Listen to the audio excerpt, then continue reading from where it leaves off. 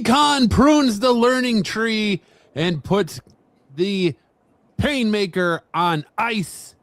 Zilla Fatu and MJF are about potentially to have a match of the year for not Ring of Honor, House of Glory. Got all that and so much more in a brand new episode tonight of Off the Mat, your new wrestling obsession. You guys having a great week. Enjoyed some good professional wrestling. I got to ask Dom Sticks, what's in the box? What's in the mysterious box that showed up on Monday Night Raw on Monday night? What is in the box? Bianca Belair's doctor to let her know that she can't fight in WrestleMania because her finger had surgery again. So for all those people that thought that it was Jericho, sorry, not Jericho. The world doesn't care about the Match Man anymore. It's all about what's in the box. AEW is out here putting on clinics in their main events with Swerve Strickland and Kenny Omega. You have them putting WWE on notice. Is WWE going to be after Zilla Fatu now? After he has an instant classic with MJF tomorrow night in House of Glory? Well, listen. Or are we just going to sit here and continue to talk about what's in the box? Well, I'm going to tell you this. Look, Stephanie Vakir was on AEW. She fought, and they wound up getting her. So you can rest assured that Roman. Hey, look, the one thing I can honestly say is that MJF is throwing out names, throwing out friggin' Roman Reigns, the Usos. So you're naming them by name on another show, like the competition. So why can't you have Roman Reigns call out MJF on next time he shows up? Because that's not WWE PG safe. It's not WWE approved. That's not how WWE does things. They want you to be interested in what's in a giant Christmas story like box that showed up out of nowhere. Fragile. You know what's going to be? Fragile, I think it's a pay-per-view. It's a PLE in the box. Night of Champions, Saudi Arabia. Well, an announcement. So you think it's an announcement? WWE just filed trademarks for WWE Domination, WWE Generations, and WWE Eras Collide. So it sounds like we're going to be getting quite a few new PLEs coming up in the coming months. Well, more PLEs, less house shows, more bankrupting people out of their hard-earned dollars because of corporations all over again. WWE trouble. WrestleMania ticket sales are so bad that they are discounting prices. Well, they should discount prices. First of all, they wouldn't be discounting prices if they had them for normal prices that a person can go see the damn show. Apparently, word on the street is that AEW did a show in Australia, did their Grand Slam Australia last week, and they had to give tickets away. The tickets were $0. Well, they actually did they do that the last time too? And people have screenshots from the ticket sites that they're $0. They were giving tickets away. You know what? Listen, I think it's just a publicity stunt to show things going off with one side wants to dominate the other side. The other side wants to show you nobody's buying this. They're paying too much for this. Hey, look at the WrestleMania card, dude. What WrestleMania card? The WrestleMania card looks like freaking was it the what's the old WCW freaking Stargate? Starcade. It looks like an old Starcade freaking goddamn pay-per-view. Flair versus Sting. Oh, you have Brock Lesnar versus LA Knight, so that's just like freaking goddamn. That's like what's his face? We freaking lost to Gunter. What's his face? Goldberg. AJ Styles. Oh, Goldberg. No, Goldberg. Like an old style Goldberg match. Now they're talking about freaking retiring Rey Mysterio. What about he's overdue. What about the freaking Brock Lesnar? You're gonna retire 3 people this year? Well, the two guys that I heard that were going to have matches this year, which whether that's true or not, it comes from the deep dark internet that Dom goes to. I think was Santino Marella, and then maybe one with Big E. Big E ain't fighting. Big E ain't wrestling anymore. I don't think Big E. I think he's already come out and said he's already done. Yeah. If it's anything with him, it's gonna be quick. He pretty much announced at Royal Rumble that he was donezo. I'm gonna tell you this. Jason Waller. What was it? Jason Waller. Grayson Waller. Grayson Waller. Grayson Waller. You fucking mess up the damn names. Javon Evans, not Devon Evans. Javon Evans. Yeah. I gotta stop that stuff too. But Brother Devon Evans. Maybe in the man in the hoodie, in the black. I think it's Grayson. Absolutely. But I just saw something that could actually be funny and actually would probably be crazy. How about Bad Bunny? Bunny because fresh off his Super Bowl halftime appearance, he's gonna now go back to WWE and just be the masked man for no apparent reason. Yeah, well, because remember, easy money. No, because remember the of Jake and friggin' Paul, Logan were saying things about it. They were fighting, so you have him. He's gonna fight Logan Paul. So why not just have him come out and attack Logan Paul? Why would you have him come out and take off more than he can chew by taking out Braun Breaker and attacking Bronson Reed? And I actually think it's a bunch of different guys. I don't think it's one guy. It's just gonna be their new stable, the Hoods. The Hoods, yeah. The Hoods. It's Dark State, just all masked up. Dark State, exactly. I don't know.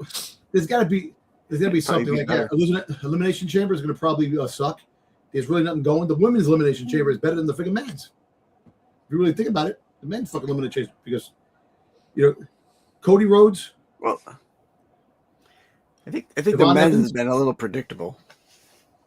I'll admit, Javon Evans is the one outlier I didn't see coming. I actually really expected them to put Austin Theory in there or Dominic Mysterio, but I'm glad that Javon Evans is going. It's going to make it. Watching him in that Elimination Chamber is going to be worth the price of admission alone. No, but the dirt sheets are saying one other thing. They're saying that Brock Lesnar is going to eliminate somebody to get into the Elimination Chamber. So somebody has to pay the price for Brock Lesnar to take. Brock Lesnar ain't coming back for Elimination Chamber. Hey, you never know, man. Brock Lesnar, dude. Here's the problem. I think it would be Gunther doing that before. Yeah, right. We talked about it before. Like Brock Lesnar, they don't know what they're doing with him yet. They don't even know if he's going to work WrestleMania. All these rumors and dirt sheets that are getting thrown out there, and this guy, like the match right there is Obafemi, Brock Lesnar. They already set it up in the Royal Rumble. But you're going to have Obafemi fight Brock Lesnar already, and you're going to have Obafemi win? Yeah, why not? He eliminated Brock Lesnar in the Rumble. They had that stare down. He didn't eliminate. It was freaking guys. It was Cody and LA Knight. Oh, that's right. Yeah. But still, he had that stare down with Brock Lesnar in the Rumble. That never nothing happened because people. But you still have, the story's there. It makes sense. It writes itself at this point. WWE just needs to take that easy win and go. Yeah. Like, there's no excitement. You could have Kit Wilson figured fight him. That's how bad WWE is they have to. They're pulling out all gimmicks. Oh, the masked man. We're supposed to count the masked man, and now it goes from the masked man to what's in the box. Is it Chris Jericho? Nope, it's not Chris Jericho because Tony Khan thought of that. Which, what a petty little What a petty move if that's the case, man. Like, that's fucked his up. Contract's up and he wants to leave, let him leave. For everything he's done for you, the only reason your company is still going and has really any notoriety behind it is because of Chris Jericho. Yep. He put AEW on his back those first couple of years before, Darby, because Darby Allin wasn't a household name. MJF wasn't a household name. Hangman Adam Page wasn't a household name. The majority of your roster, your pillars of AEW were not household names. Sammy Guevara was not a household name. Like, if you were a hardcore wrestling fan and you paid attention to the indie promotions like GCW and Evolve and things like that, then you knew who Darby Allin was. You knew who Sammy Guevara was. Orange Cassidy. Like, they weren't household names. You had to go out and get a big name like Jericho to really solidify AEW. Yeah. And that's why he's your first ever AEW World Champion. That's why it was such big news when he lost the AEW World Championship belt. That's why you're still bringing in WWE guys. And I laugh at the AEW sickos that are like, oh, well, we don't want to watch Jericho wrestle anymore. Jericho's old. He's flabby. He sucks at wrestling now. He just needs to retire. They were literally calling for him to retire. They were chanting for him to retire. Yeah. So why do you care that a 50-year-old Chris Jericho because it's goes back to WWE? It's a toy you don't want to get rid of. It's a toy you want to keep. You haven't used him in a year. He doesn't want to be there. His contract's up. Yeah. Out of respect for him, you think you just, all right, you eat that time and you let it go. It's just gonna be like the drive. It's just gonna be like the Ray Phoenix thing. Being petty. It's gonna be just like all that. You're gonna be petty, and eventually you're gonna let him go. But how far? I mean, Britt Baker hasn't been on TV in a year plus for AEW, and Britt Baker wants out. So how long? And he's held on to her. So, who knows how far he's willing to take all this? So you don't care. He'll keep adding time, which that's kind of crazy. I guess it's the contract. You did it to Ricky Saints. Yeah. It's because everybody who leaves the AEW or somehow goes to WWE and automatically becomes a bigger star. But it's not going to happen in that case of Jericho because he already is a star. Like, he's not even going to wrestle a full. He's not going to be a full timer. He's got his whole Fozzy tour. Yeah, the whole month of plus years old. Yep, exactly. Really, what's he going to do? He's going to come back and work a couple of gimmicks, maybe refuel the Festival of Friendship with Kevin Owens. You made the list. Go on from there, Yeah. You know what? Look, between that and the freaking gimmicks that WWE has, what are we doing, man? Like, you're trying to capture people's imagination and rekindle fires that people lost because products have been lacking and slacking because there's not much going on. Half the roster in WWE is hurt. And it sucks. It's part of the it's part of the whole package. You're gonna get hurt. Look, freaking, Janet Parker out, neck injury. Yeah, hurt her neck. Because Monroe freaking dropped her on her head. That suplex she did, she freaking let it go. So now that sucks that she's probably gonna be out for a while. She'll be out for a good while. Yeah. If she has to go for surgery on her neck, she's gonna be Probably out. Not, but still. I hope not. Maybe she strained the neck or sprained the neck. Who did something? But yeah, we have a lot of people that probably are coming back from injury. Hopefully it can bring things in. Look, WWE right now is not taking any chances. With nothing. The world champion of your rival promotion sat out here and called out your top stars by name. Jey Uso, Roman Reigns, Seth Rollins. He called out your top stars by name in a promo for their world championship, promoting a match with a relative of these men who is working and is the champion for another indie promotion. So not only is he cutting a promo on your top guys, basically calling them trash, he's cutting it about their cousin, who's the champion of an indie promotion. So he's promoting their championship in another promotion, not even promoting you. Right. And you're going to keep giving, and your biggest response to all this is, what's in the box? What's in the box? I'm going to send this box to SmackDown so Aldis can deal with it. Yeah, MOTY G3V. You know what? What's in the box? It could be dishes. It could be a toilet. It could be bringing back Dennis Rodman when he had the match with Macho Man Randy Savage in the freaking toilet stall. Who the hell knows? Yeah. You know, maybe it's a female. Maybe it could be Saraya. Here's the question that's on my mind. Do we still get Chris Jericho as the man in the box? Do we get, Andrade showed up in AEW and he wasn't supposed to be on TV? Yeah, that was a whole different. Do we get a Triple H fuck you right back to Tony Khan? And do we have old Y2J show up at Elimination Chamber in the box?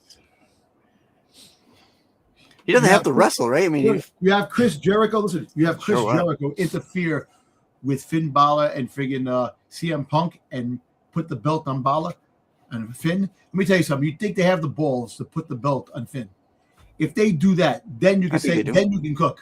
Then you can cook. Finn's gonna get screwed over by JD and Dom. They already set that up on Monday night. I know Finn's getting screwed over by JD and Dom. It's gonna be Finn Balor versus Dominic Mysterio for the Intercontinental Championship at WrestleMania. That's and don't be surprised that Dirty Dom wins the championship down this year. That Dirty Dom wins the heavyweight championship belt this year.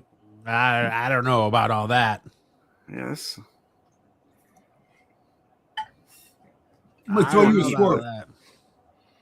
I mean, he is doing good work as the AAA champion, but do you think? All right, let's talk about Stephanie Vakir and friggin' Liv Morgan. Made her cry. With that promo. What if they're throwing a curve at everybody with that whole thing? What if Dirty Dom freaking turns face yet again? It turns heel again for a third time. On Liv? Did you turns on Liv?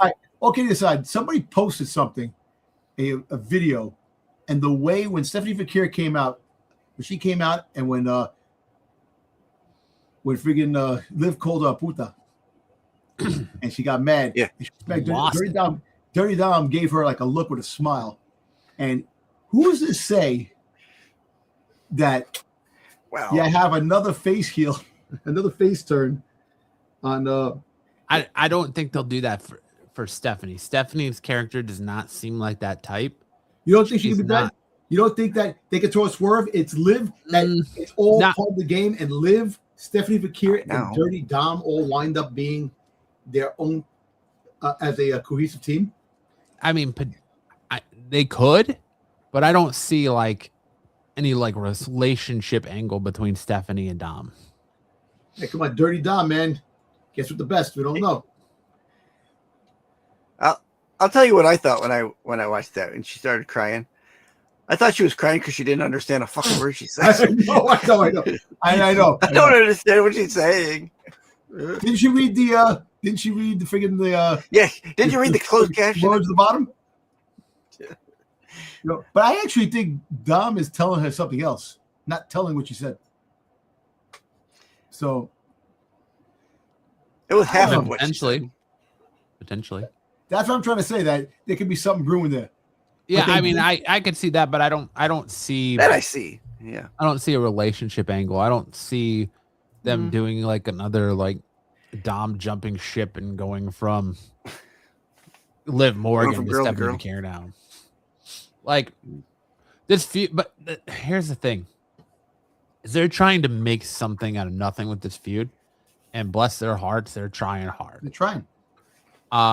Yeah. Because last week, it wasn't believable when she's sitting here telling Stephanie Vakira that she's not good looking enough to be with Dominic Mysterio. She's not good looking enough to get a Hot Chicks Love Dominic Mysterio shirt. Who are you kidding, Liv? Like, yeah, let's not play coy here, you know. But Stephanie Vakir, I don't know. And Liv Morgan. I would not throw any of them out of a bed. The one thing I'll say to that is that I can tell you that. The only thing I'll say to that that's kind of how like when women fight, you know, that kind of the first thing they go to is the other girl's looks and the other girl's status of where they are, and you know, that's whether it's true or not, it doesn't matter. That's what they're going to say. So, Well, what I've seen, you know, I mean, I like the move. What Stephanie said to Liv was good. It was powerful. Yeah, it was powerful. Her saying it in Spanish was powerful. Yep. Mm-hmm. It just sucks that you had to either have closed captioning on or wait for the translation to come out online to understand what she said and understand why. It makes me laugh. I love when freaking Oscar talks in Japanese and they're talking and it's like you're listening to that and you're sitting there like, what do they say? What do they say? You're like, and you see like the drama like, and you're like going back to like a tennis match when she's talking. I don't think Asuka's actually holding a full conversation. I think it's just kind of Japanese gibberish sometimes. She's good gibberish. She's talking gibberish. The thing you bring up is interesting because if it was a taped interview, you should have already had the closed captioning on it already. Shouldn't have to wait to put it out online. It should already be there. It should have just came up on the screen and you had a little bouncing ball that went along with it, so you understood what she was saying. You could have just have Matt point it with little Dominic Mysterio head like bouncing along as she's talking. Puta, Michael, Jojo. Yeah, I mean, that would be my only gripe. If it was already taped, it should already have the closed captioning. But I can't believe WWE let them call her a whore. I know. I think that was off the cuff. I think that's the only word that Liv knew. As I think about it, like you've already said. But that's why I'm feeling that Dominic is not telling what she's saying, and that's why I think that there could be some kind of thing in WrestleMania. We might see some kind of a crazy turn. Hey, how about this turn? Hey, listen, the way things are, maybe Stephanie and Liv get together. Oh my God, Dom! Quit trying to role play your fantasies and push Dom aside and go like this. We don't need your sausage. We got the tacos. Who are you? Listen, anything might be better than trying to get me to believe that two women are after Mr. Iguana. Right. Hey, roll of ice. Like Mr. Iguana, leave it alone. Let it go. She likes the lizard, I guess. Let it go. The lizard, exactly. It's all about the lizard in the pocket. She likes the tongue. It's the tongue. Maybe. That's what it is. But not only that, not only MJF taking shots at your champions, MJF is out here taking shots at your current talent. He made a comment saying, remember Jeff Cobb? He was freaking awesome. So he's making comments about WWE repackaging and not using people. So he's just out here firing all sorts of shots at WWE. And WWE's response is, what's in the box? Yeah. A bigger conspiracy than who's the masked man? It's what's in the box. And like, are we really? How about the man that's in the box is the masked man? Are we really like that far gone in WWE that we're resorted to just gimmick after gimmick now? Gimmicks. Where you know what? Listen, I think we're going to do the masked man twice. Gimmicky when it comes to certain things, you know, and they want to play this thing where you have surprises because this day and age you can't get any surprises. You know, it's understandable, and the way at the current state, the way things are going, they need something to like they're throwing shit against the wall to see what works and what sticks. But you don't need a box to. I know, but so obviously the box, maybe it's the Seth Rollins statue that that was made for him when the corporation made it for him when Kane was going after Seth Rollins. You know what's in the box? Triple H is nuts. He finally got him out of Stephanie's purse and he put him in a box. Creative ideas are in the box. Yeah. There you go. Look. A new writing crew is in the box. You really have to hope that it's something big that's in that box. Something that's going to be like, holy shit, like a shocker.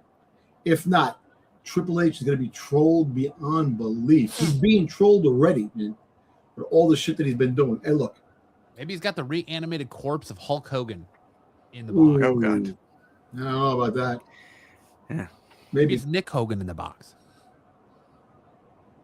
Maybe it's in the box. Maybe they kidnapped Tony Khan and they got him in the box and going, WWE is going to invade AEW. No more invasions. We're going to kick MJF's ass and see how he likes it. But I don't know, man. It could be man or woman. Look, we had a couple of things that were supposed to happen and didn't happen. You know, it's Ellsworth. Well, it could be Ellsworth, maybe. Maybe it's Gilbert. Retired Gilbert. Maybe it's Billy Gunn. They got to form the New Age Outlaws again. Him and freaking guys named Jesse J. I don't know. Yeah. Yeah, it is. There's nothing. Everything is predictable. It's true. Everything is predictable. Mm-hmm. And it's sad because WWE used to have some really good things, like the return of Seth Rollins at WrestleMania when he friggin' came out. He was still heel, and he friggin' he did the pedigree on Roman Reigns, or who else? Like there's been numerous surprises that happened. The Hardys coming back that one WrestleMania. Yeah. Nobody saw that coming. Maybe it's a tag team. Maybe they got maybe the Young Bucks, but the Young Bucks are still under contract with AEW. No, the Young Bucks aren't coming. I don't think they're gonna. It's Hank and Tank. I don't know. It's Hank and Tank from NXT. They're coming up. So we don't need another gimmicky tag team. They're gonna form a group with Otis and with the pizza. All right, calm down, Pete.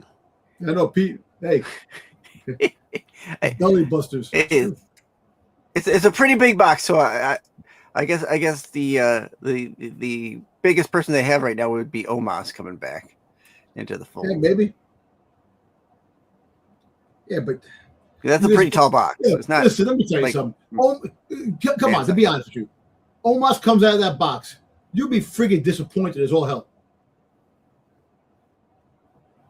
It's got to be something. Maybe I don't know who else they're going to put in there. Maybe it's the new friggin' Money in the Bank. Friggin' the bag with what you could do. Because remember, I was saying you can go after any champion now. That Triple H said that any champion's up for grabs. Intercontinental. You can go for a women's championship. You can do whatever you got to do. Whatever you want, you can go for. Maybe it's the new briefcase. What the briefcase look like? Who knows? I doubt it. I mean, Uh, I guess we'll find out, but who knows? What's his name from Japan? What's the guy that was coming here? That they said that he's going to sign with WWE from New Japan. Oh, yeah. What's the name? Evil or something like that? Yeah, Evil. Yeah, I do. Maybe it's him. Yeah. I don't know. It could be a bunch of different things, but you know, if Tony Khan put extra time on Jericho for another month or two, because of the traveling with the band with Fozzy and all that stuff like that, it works out. You know, maybe we'll get him at WrestleMania. He'll interfere in something, a big match at WrestleMania. I mean, it's sad that you have great talent in NXT, like Sol Ruka. We've been saying for months that Sol Ruka she's hit her ceiling in NXT. She needs to come up. They're going to bring her up and they're going to repackage her. I know that sucks. Right. But yeah, they're going to do something that doesn't work. They're going to repackage her to what? She works. She's over. It's like they freaking changed Stephanie Fakir's music. They love changing things, man. The main roster knows her. Yeah. They're behind her. Yeah. Call her up. Why do you need to repackage her? She might become a Paul Heyman's first woman. Thinking that he's going to take under his wing. Paul Heyman woman. I mean, it's all right to tweak things a little bit here, but when you flip the script and you change them 100% all the way, it never really works. That actually just brought up something in my mind. I got a chuckle out of it. Someone posted something with Natty, with Natalya. She's awful, dude. How did they take a character? She's like a Timo. She's a Timo friggin' Ronda Rousey. She is a Timo Ronda Rousey. Yes. So I don't know how they took a cool character like that, like what she was building. Yep. And GCW, and it completely just does not work in WWE. It does not work in the main roster. No. Yeah, I don't know. And like, what are we getting a return? Are we going to see the return of AJ Styles next Monday when they do this AJ Styles tribute show on Raw? That's a good question. Like, is he going to come out and be the masked man and be like, joke's on you bitches, I ain't retiring yet? I lied. Look at the contract. I signed to stay on WWE another 2 more years. That would throw Gunther for a loop. Yeah. Okay, Gunther, AJ they 5. have to do something that's going to freaking shake up things. And apparently they said things are going to be shook in a major way. Time in the main roster. Now, I have no idea. It's just like Triple H has told us 4 times in the last 6 months that we're in a new era. New era. It's a new beginning. It's whatever. He's new. His thesaurus says this week. No, you're right. But Moody, you're right. You're right. WWE is just sitting there listening to all that stuff. Meanwhile, they're riding off the coattails of WWE. It's called backing your brand. Like, I would expect nothing less. They have to. That's why AEW is where the best wrestle. Okay. Sure. Yeah. Sure. You know what? What about maybe freaking Zilla is in that box?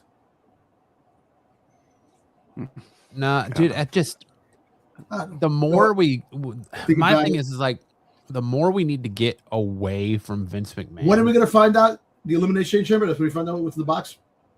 Yeah. The more we need to get away from Vince McMahon and really further ourselves from Vince McMahon, or WWE does, they do more Vince McMahon-like things. Hey, Vince McMahon's coming out of the box. There you go. But that's where I'm going. Is this whole like who's in the box thing has Vince's fingerprints all over it. It stinks like Vince McMahon. What's the box? What's in the box? It smells like fucking talcum powder and Old Spice aftershave. It's exactly what I imagine Vince McMahon smells like. Oh boy! It just listen. We are lit. Like I brought up last week. I don't mean to cut you off, Dom. Like I brought up last week, we are literally watching Triple H and the creative team just throw shit at the wall, hoping something sticks. At this point, it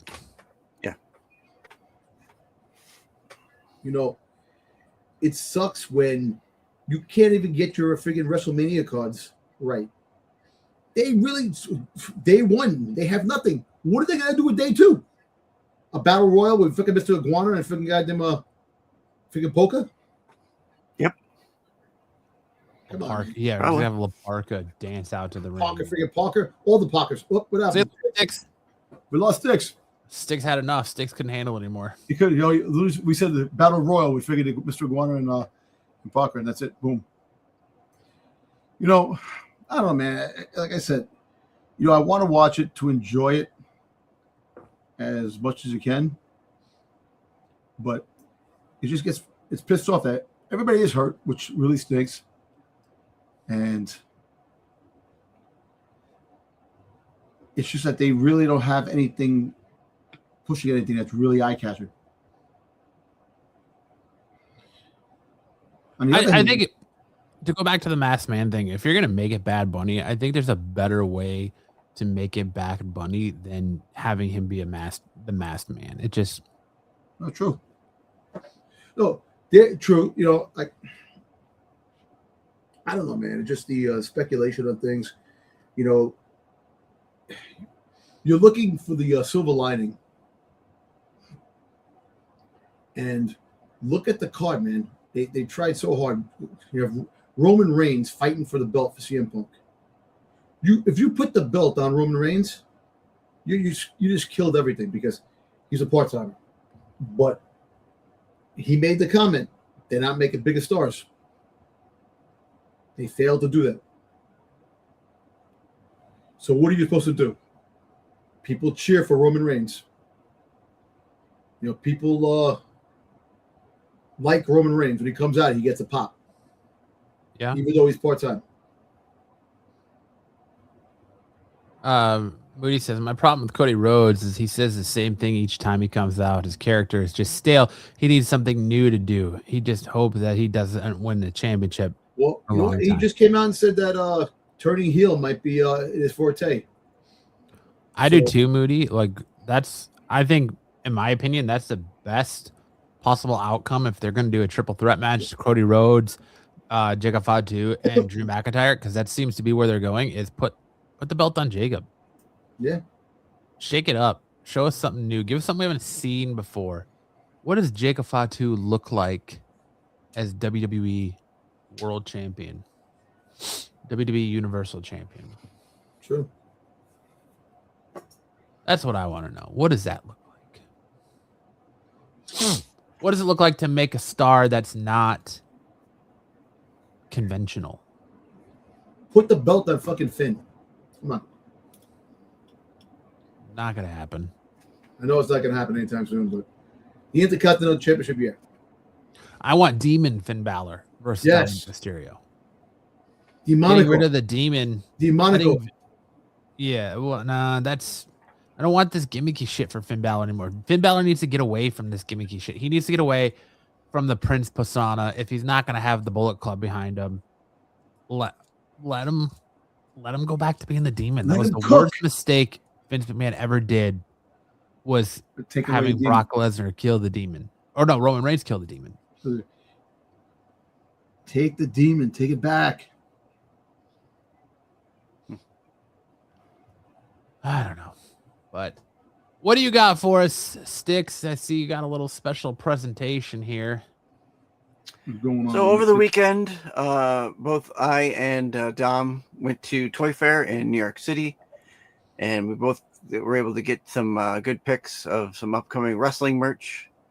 And I do have I'll have a little package to show in the middle, as long as I can get it to go. I think I will be. We'll see.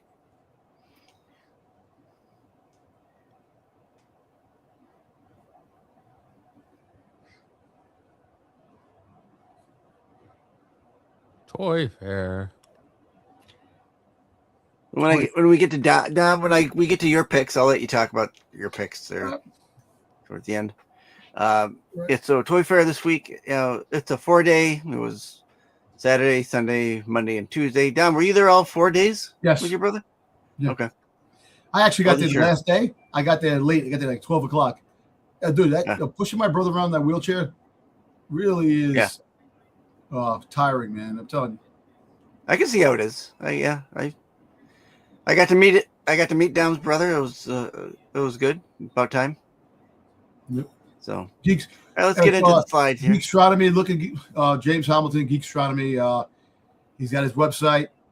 If anybody wants to go check out his stuff, he has some good stuff on there, and videos and unboxings. Yep, right there. So up first, we've got the Create On had these new style wrestling buddies that you could get. You got Triple H, Brock Lesnar, Hulk Hogan, Jey Uso, Cody Rhodes. Why does Cody Rhodes looks like getting pegged in the ass? I don't know. Why is the Rock like? So I got John Cena looks like he's constipated. No, so does Brock Lesnar. You got Jey. I didn't even realize that was Brock Lesnar. I thought that was Triple H. It's Triple H and Triple H. I thought that was the game Triple H and another version of Triple H there. And look at Jey Uso. Jey Uso looks like he's just, I don't know, like he's going to peep in your window. I was going to take, they were going to give me one to promote. And so they told me, if you're going to take one, take the Wing Championship, because this one is just one of the newest ones that came out.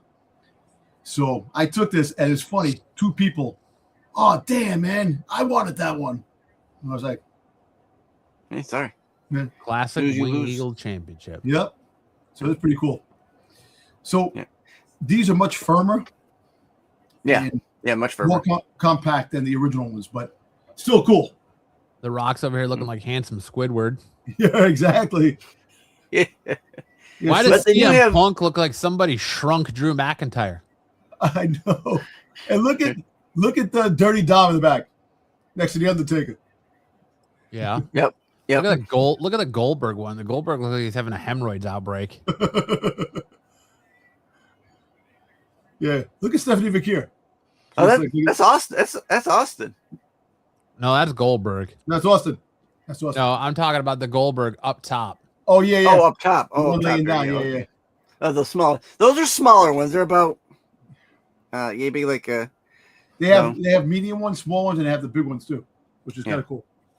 They also had these at that booth. These are like these black papercraft blocks you can make. So they had this giant Cena. And they're magnetic, so you can actually change heads, change bodies, and interact. Yeah. So. Yeah, these were cool. They're a little better than the papercraft. Like you said, they're magnetic and you can interchange. That's pretty cool. It's pretty cool. Should open this up and show it. Yeah. Get it open. And they were, like I have down there, they were at booth 373. They're really good guys. We talked for a little bit, and I gave them our info and stuff. So hopefully, maybe in the future we can. I want to get some promo stuff. Buddy. Yeah. Yeah, there's one stuck in there. I can't think of. Yeah. So basically, they're kind of magnetic. Yeah. Those are cool. Yeah. Here, hold on, Dom. Let me make it bigger here. Go ahead. Sure. You got like. Whoa, Dom. Sticks wants to make you bigger. Watch out now. Hey, things in rear mirrors look closer than they seem. You know what I'm saying? There you go. I hope Giggles isn't there listed into Sticks trying to make you bigger. So it's pretty cool. So it's like a little. Yeah, I like those. They're pretty cool. Those are neat. Yeah. I can't. I figure out how to. He got Seth Rollins, so it's pretty cool. Seth Rollins. I gotta figure out how to lower you. Pretty cool. All right. Now those are all officially licensed by WWE, right? Yes. Yeah. How do you minimize? Convincing in that. I don't know how to minimize. I can't see the minimize thing. I got you. Oh, there it goes. Thank you. Next up, kind of WWE Pokemon. Yeah, these little from the Big Ideas booth. They had these what they're called ballers. They have them in like the NBA and NFL ones. I think. Yeah, they got a whole bunch of different ones. They're new. They haven't been released yet, so it's just a little wrestling figure. Comes with a couple accessories. They come in like a mystery ball, so you don't know what you're getting. Yeah, cool. Mystery things like are the wave of the current times here. Comic books, everything's got a. What's in the box? Yeah, what's it? Even WWE's got something blind. What's in the box? So these were something they've had before, but it's a new product for them with the WWE license. I thought they were cool. I thought the Undertaker was pretty cool. You want to know what I'm honestly surprised we haven't gotten yet? Where's our Jey Uso yeeting action figure? You pull the string. With the little thing in the back so he goes like this? Yeah, you got a little like lever in the back so his arms just go like this. Or wind up. He's like, there you go, or a wind up. Yeah. I kind of like the spring-loaded lever idea better. Yeah. Where you just go down and his arms just go like this. Yeah, that'd be cool. Illegal. And he says yeet in 15 different languages. I think yeet. That's all he says over and over again. It's 4 letters. One word. Yeet. My boy, Matt Cardona. Matt Cardona, yep. All right, here. Now I'm going to take this down real quick. Let's see if I can't get this to go here. No, I'm going to try and share. Share my screen here. Share screen. Matt is one hell of a name. I'm glad he went with that over Zack Ryder. That's how you got your name. Your mom saw him and said, "We're gonna name you Matt." That's exactly how it happened. That's why he's the indie god.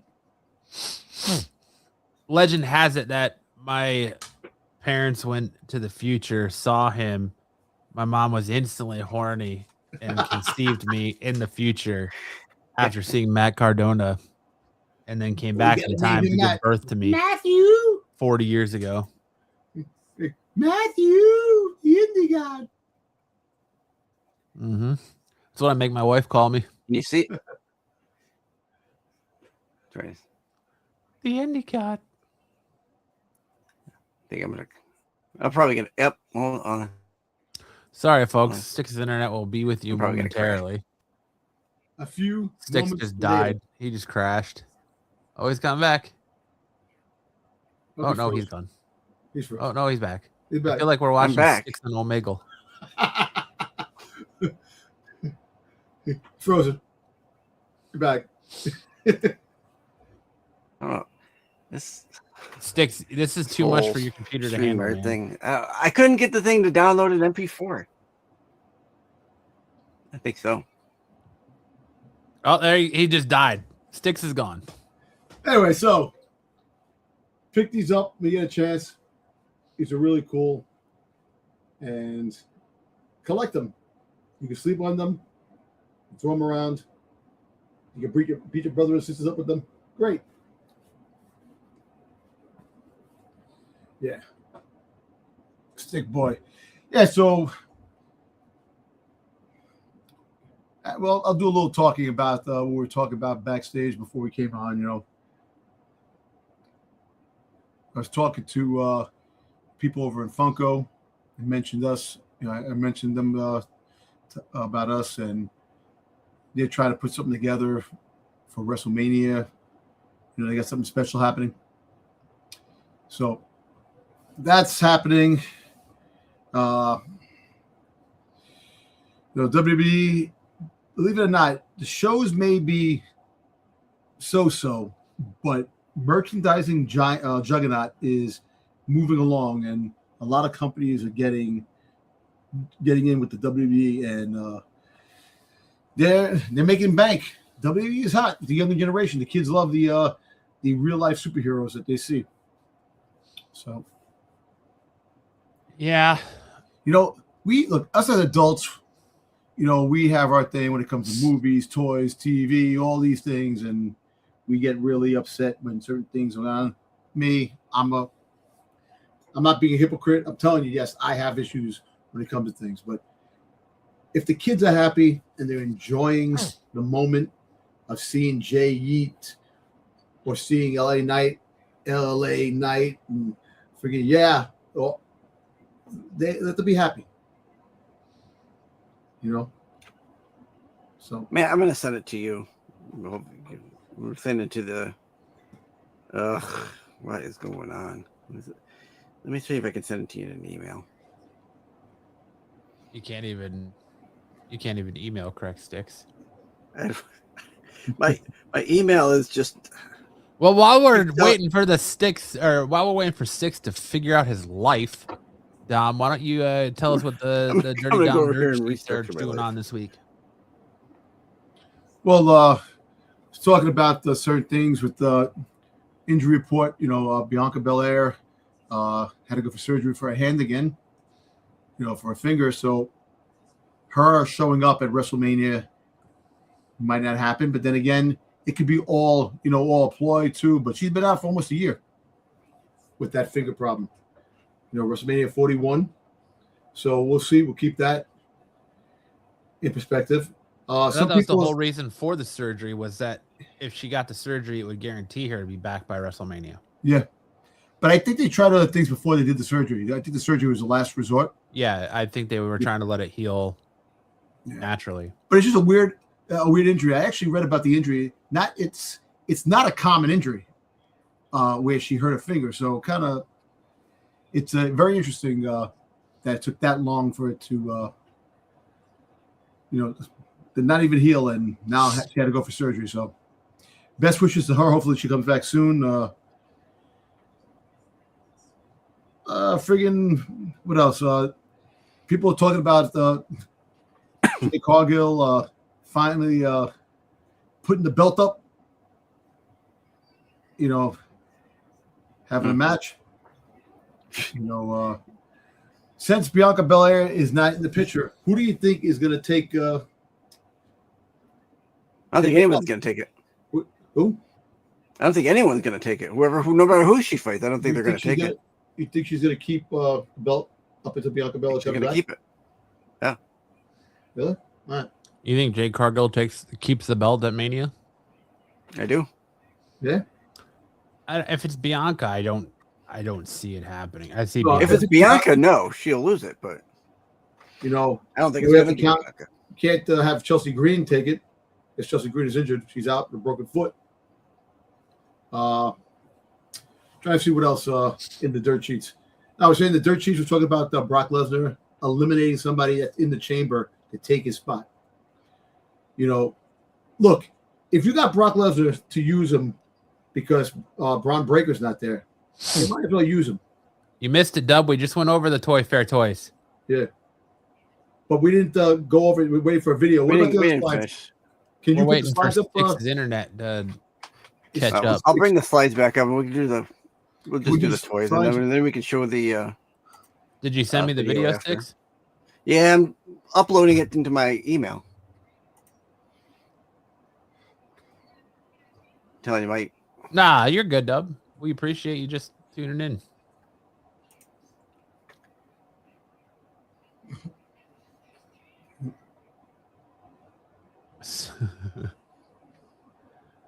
Love the dead air. There you go. There we go. All right, so we'll just go through the slides and then this. Yeah, so this is Major Toys. So they own a company called Major Toys, and they have a lot of different characters that they're getting licenses for. They got the Princess Bride. They got Jean-Claude Van Damme. They have a Rambo figure. And then they got the wrestlers, AEW wrestlers as well as WWE wrestlers and old timers too, the legends. So they're getting a lot of different genres and wrestlers, generation of wrestlers in the PVC rubber type of figures, the rubber guys. Yeah. So these are pretty cool. Oh, I like the Kerry Von Erich. Yep. They should have made him with only 1 foot, though. So they got this right here. Is that a Danhausen figure? A prototype Danhausen figure? I think it's Danhausen.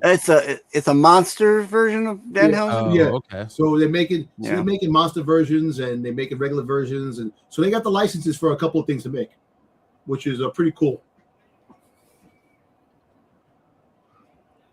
Maybe that's another name I've seen floating around the universe of who's potentially in the box. Danhausen. Yeah, Kickboxer. Yep. And Double Impact. Yep.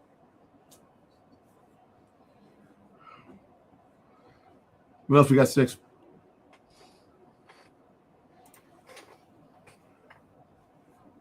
Yeah, so you got Letty, you got freaking the Genius. Yeah. Genius, Bruiser Brody. Bruiser Brody. This is really cool. Great. Well, if you really like the LJN figures growing up, these are like a reminder of what they were.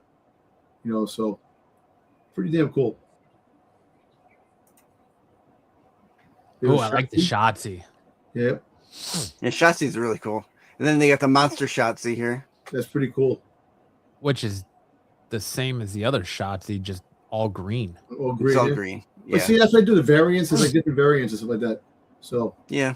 See, they're working with independent companies, independent wrestling companies to create characters, and so it's all cool. It's like it's everything under the. I sent that email, Matt.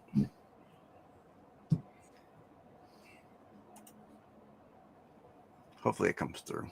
Is that the end of your slide, Sticks? No, there's more. I think I just had a blank one there.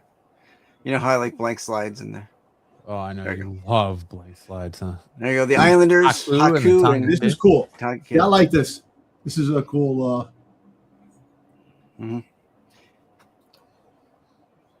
All of them were. I mean, the whole booth was really cool for what they had. Exactly, the whole thing.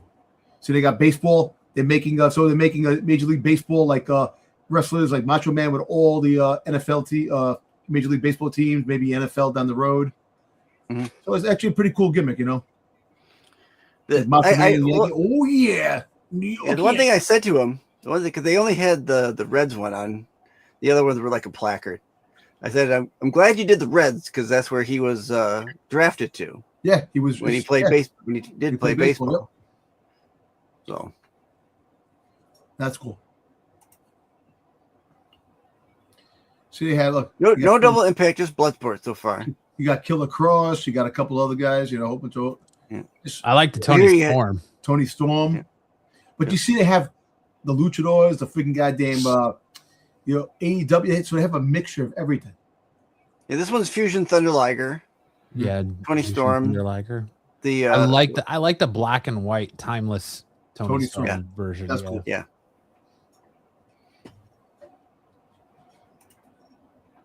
Should have made those ones bigger. Tommy Dreamer, freaking Raven. And look, it's fucking Sabu. Freaking nice. Raven, yeah. Raven, yeah. Andre, Bam Bam Bigelow. Yep. Those are cool. That's One Man Gang. Right, One Man Gang, yeah, next to and Hercules with the chains. See, you got Prototype under the giant Prototype. God damn, look at those hands. Yeah, big ass hands.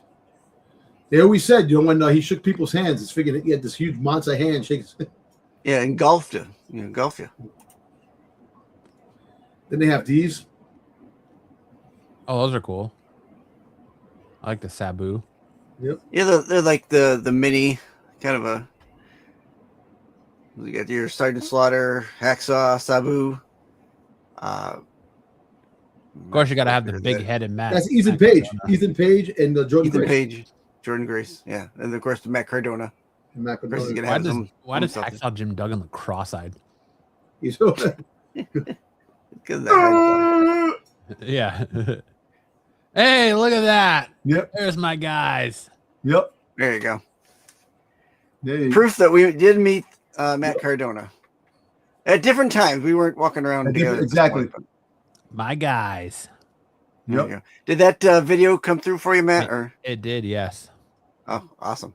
I'll take this down. Fucking 5-minute video. Jesus, Sticks. Who do you That's think what he talked. He talked for 5 minutes. Rivera?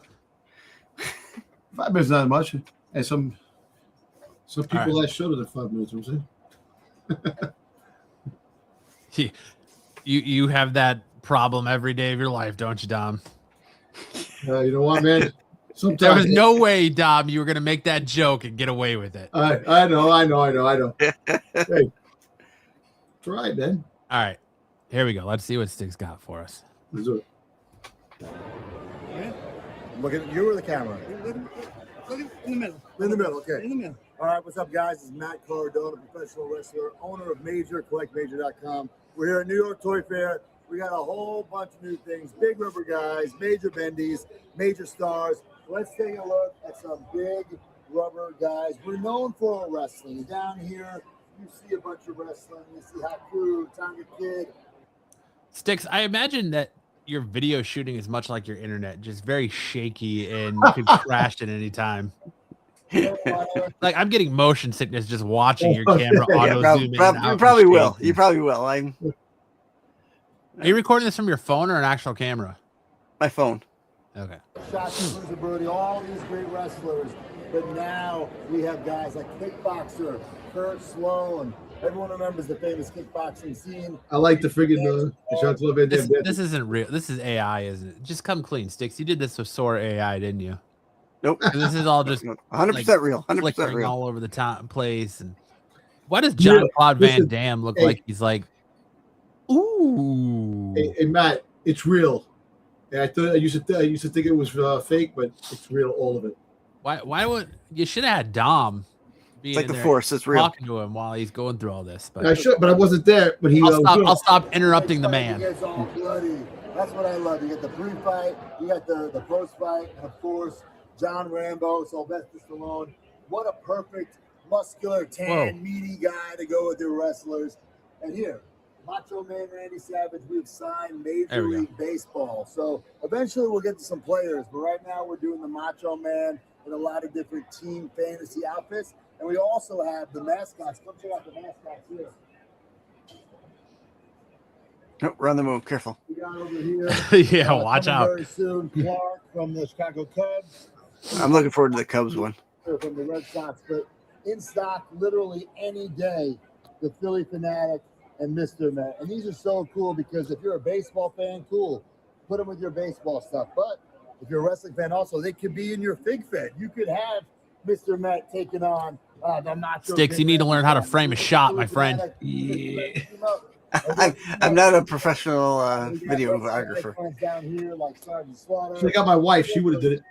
I just play on TV. The Giant coming out.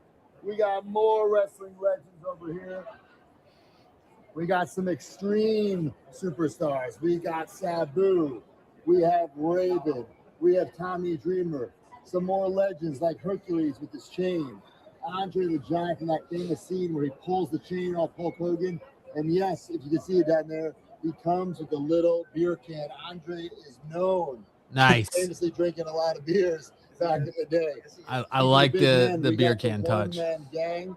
And up here we have more Major League Baseball stuff. The Macho Man Randy Savage in Yankees gear, LA Dodgers, in the Mets.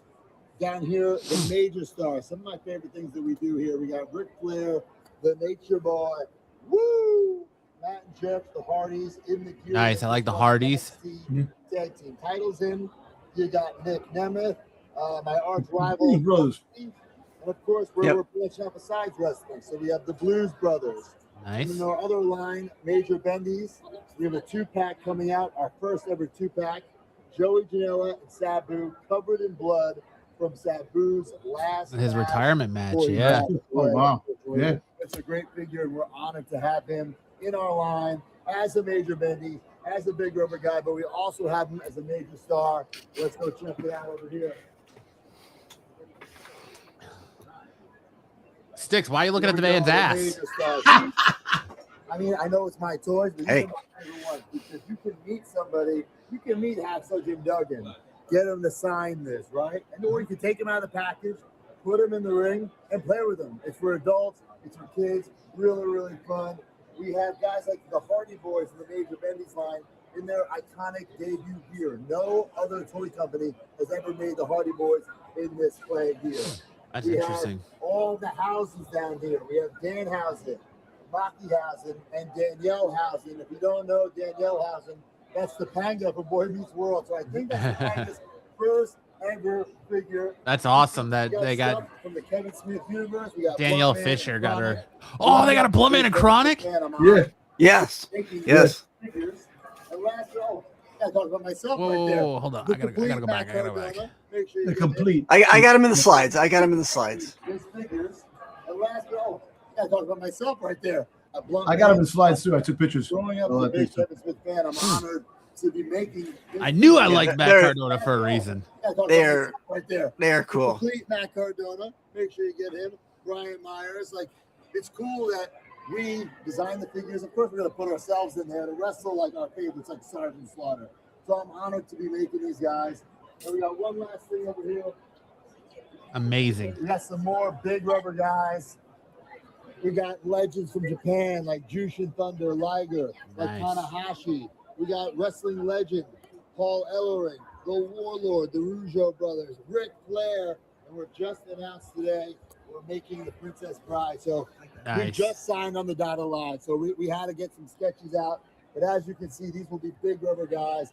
Andre the Giant, Princess Bride. You can get all these figures and many more at collectmajor.com. I'm gonna have to get some big rubber guys. There you go. Nice, Sticks. Nice Sticks. Nice. Good job, Really good. man. Boom. There you go. Good job, man. That's why you get the big bucks, my friend. That's why I'm getting bucks, I mean, no bucks. If I got 25 cents, that'd be a raise. So they have a lot more on their website of guys that they've already made for you. No, I didn't ask him to sign anything. Neither did I. I just, talked to him, and then I went by and I saw Brian the next day, but Brian was busy. They were doing a video. Somebody was filming them, and okay. I didn't want to bother. I didn't get to meet Brian. I thought I had more in there. Yeah. Matt, that's all that matters. All right, so yeah. I'll send you the pictures. I was able to get into the Mattel booth for the Mattel's presentation. It was a breakfast in the morning, and then they opened the doors to go in to show a bunch of things. They were working on their He-Man stuff. It's all things about He-Man, but of course, they Mattel does wrestling figures. So some of these figures might be out already, but there's some figures that actually are coming soon. So I took pictures the best way I can of some of the characters, each one. I like the Trish Stratus back there. Look, they made freaking Cody look like he's the shit. Dirty Dom. John Cena, you couldn't even see him. So took the Jey Uso, the Jey Uso. These are a couple of other figures that were on a table. This wasn't part of this, but this was actually. I had to take a picture of this just to have. But there you go, Sheamus. And you had all these other box figures that some of them are new and some of them are coming out soon with the ambulance. Oh, I like the Penta. Look at the Penta. The Penta looks nice. Penta's new, so I think Penta is coming in soon. Did they wind up and slowly walk towards you? Now, when you make the figure, it actually slow. I like how they got him posed right there, like he's doing the walk. Yeah. I like the idea of the ambulance. The ambulance is a good idea. So there you got Seth, you got Becky, and you got Roman. Cool. McIntyre. That was it. Was it right? That's all? That's it? Yep. Right? Yep. You sent me 15. Oh, you didn't get the other picture? Did I send you the thing with the W? The WWE, they had the big WWE that took the whole canopy. No, you didn't send that to me. Oh, shit. All right. I think I posted it, I think. Oh. I'm still posting stuff, man. I got so many pictures I took. There was a lot to see at Toy Fair. There was, really 4 levels of stuff to see. And that convention center is huge. It's like it is huge. 10 football fields. Many hidden booths. If you don't go and look for the booths, you're gonna miss them. Super 7 was like tucked in someplace. You had to go find Zombie Toys, which has WWE figures. I found Super 7 really quick because they had that giant mummy figure in front of the booth, and I had to get a picture of that, and I got a picture of myself with it. I don't. Super 7. I freaking goddamn. I was trying to find something. I found them.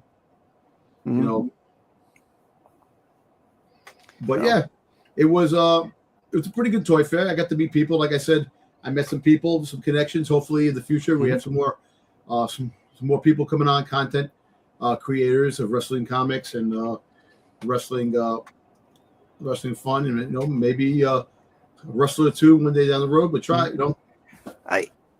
I talked with a guy at one of the booths who's running an AI company, and the AI company, and I forgive me because I don't remember the name. I have it in my email. What they do with the AI is that so you can, when you have like your video on YouTube or wherever, like on Roku or wherever it may be, if you're talking about something, say like we're talking about Cody Rhodes figures or whatever, this AI will bring it up on your screen so you can click on it and take you to where you can buy those Cody Rhodes figures. Oh, that's cool. That's cool. I thought it was really cool. And I even told the guy, that he's looking for beta testers. I'm like, listen, we have a good amount of followers and what have you. We would love to beta test it. And he's going to send me some information on it and maybe we can test it out right here on the channel. Yeah, definitely, that'd be kind of cool. Yeah. Look at you guys out here, the street team doing the Lord's work, right? Yeah, we're doing what we can, man. We want to promote the hell out of this, man. Hey, listen, we take this show serious. We take our job serious. So we may not be serious, but we. Yep, there you go. Spreading the word of the glory that is professional wrestling. Yeah. And I'll tell you, Dom, because you had told me it was something different, but I was glad to get the email this week that say Toy Fair was going to be back in New York next year. Well, it's always in New York City. Every year. But you had told me it was going to go to Los Angeles. No, they kept. So what happened was, this is what happened. They actually signed a contract to keep it here 2 years ago. Okay, good. They said that it was going to be. Last year you told me. So it's going to stay in New York City, and we're going to have it. So, like I said, usually February is the time they do it, but last year they did Toy Fair last year in September. It's kind of late. It was late because February was all booked.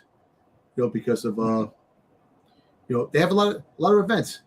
They have a lot of events. They actually have a classic car show of classic cars coming to. It's usually in Vegas. They're gonna have it here in New York, Jacob Javits Center. So, well, I'm glad it's not a classic car show of modern cars.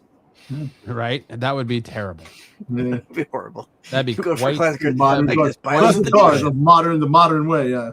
Yeah. But good, because I'll plan on going next year, and hopefully probably next year I'll stay longer than I can. Well, what you do is next year you contact the companies and you ask them to be on your on the press list, and see what happens, and they invite you. You get appointments, and you go, and that's when you get invited to things. So I'll talk with your brother. Your brother knows more about that than my brother's been doing it for years, man. He's been his website 15 years, man. So he's been doing it a long time. So there you go. Excuse me. That's it. That's the breakdown from Toy Fair. Yeah, of the wrestling stuff. It was fun. We had a good time. There was a lot of stuff there. A lot of mixed stuff. Some places had kind of similar stuff, and because you had wholesalers, distributors, and the product companies themselves there. So, like I said, the last day is usually the best day. You can either buy or they give stuff away. Give stuff away, yeah. Because the less stuff to take back, the easier for them. Right. Yeah. So they were actually letting you buy, they let you buy product there. It wasn't just like a showcase of here. No, you can't buy product there. You have to. It's a thing. But at the end, if they're willing to get rid of some stuff, they'll sell some stuff, or they'll just give it you. Yeah. During the show, it's not something you go, hey, I want to buy that. No. It's just a showcase, just to showcase what they have. Like Dom's saying, at the end of the whole shebang, they don't want to send stuff back to their place and pay for shipping. They're just going to give everything away, or maybe sell it to you.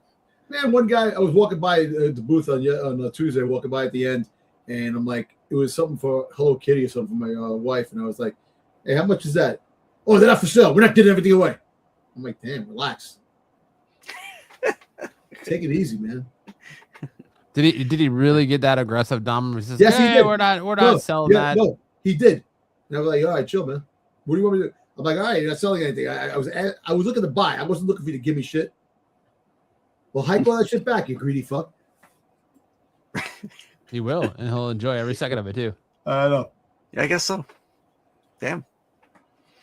Maybe I should have went around back to Major Toys and see if they would have gave stuff a review. Maybe. But I think I got their email. I'll email. Yeah. Oh, you got the email. Look at Sticks. I got the email. You got the email, man. That's good.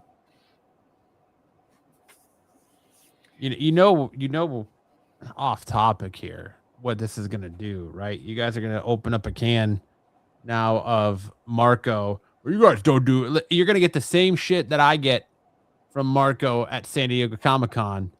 Or you can go and bring shit for your wrestling show, but you can't bring anything for this channel back.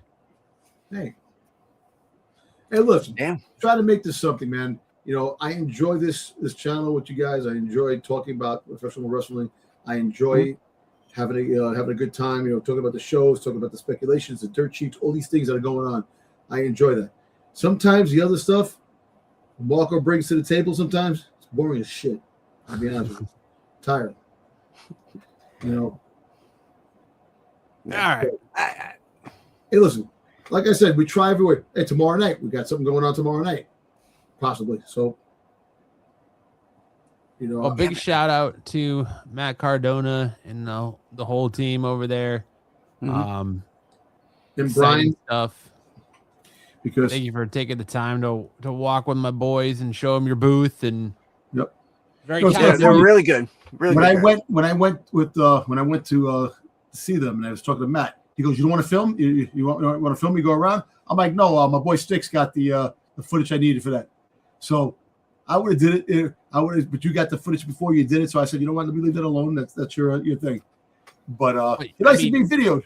You didn't have a chance. Like you didn't want to just be like, "Dude, I just want to stand here and talk professional wrestling with you." But he's actually was.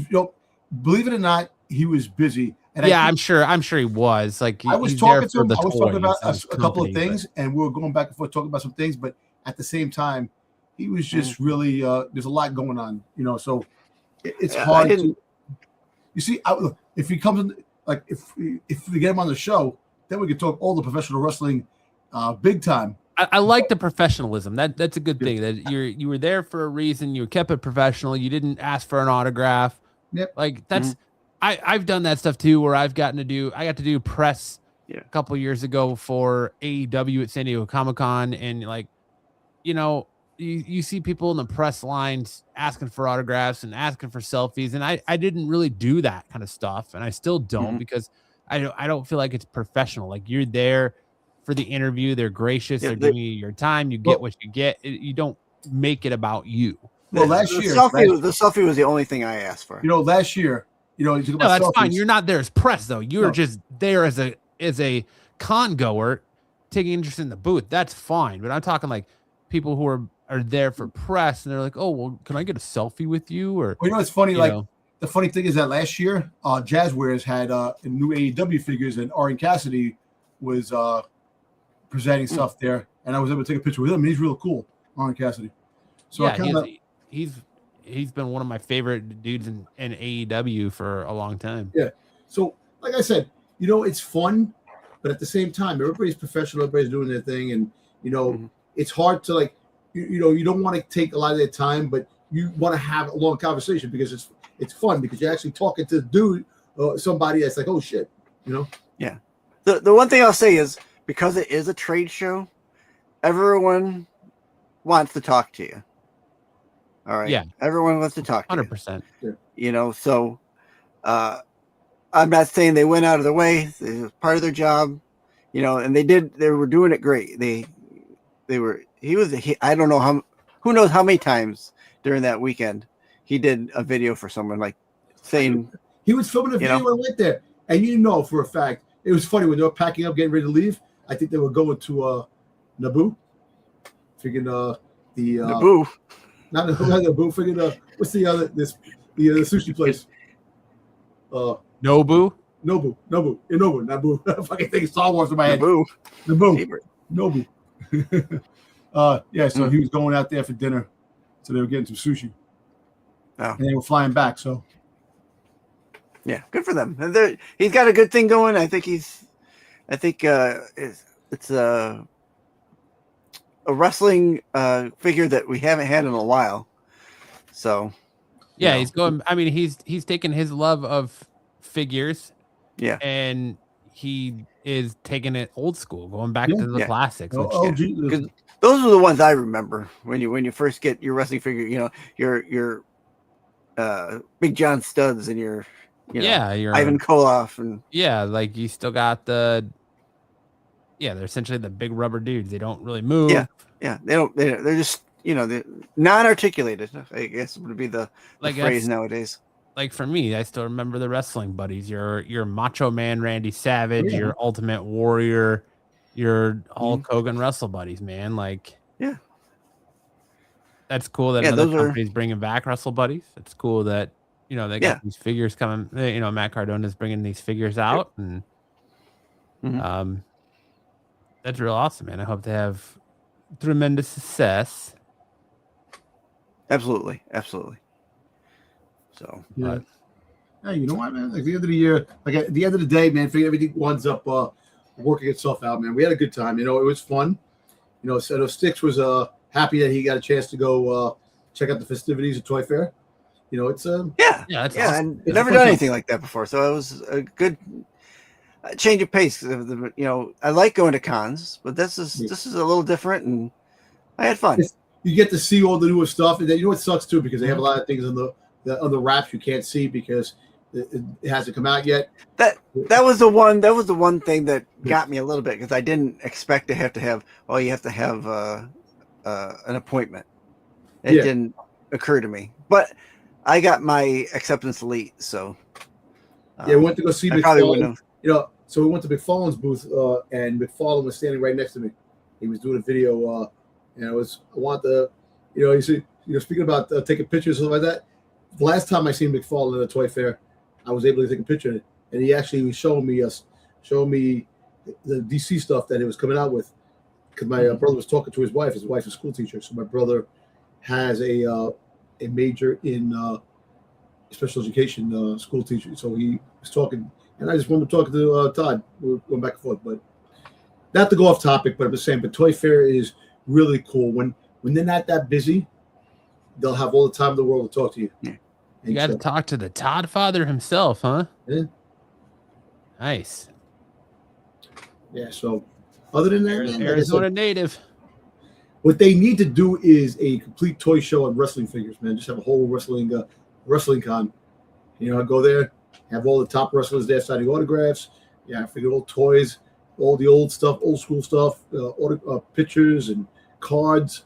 Should be a wrestling con. I think they do have something like that. That's cool. But all right, let's bring it back around to pro wrestling. You guys want to run through this week's programming? Let's do it. Yeah, let's do it. All right, let's start off with SmackDown from last week. You guys can tell me your thoughts on SmackDown. Tiffany Stratton opened the show by entering the ring and grabbing a microphone. 3 months ago, she lost the WWE Championship, so she qualified for the Elimination Chamber. When she says she's going to do something, she does it. Tiffany walks in and expects to win.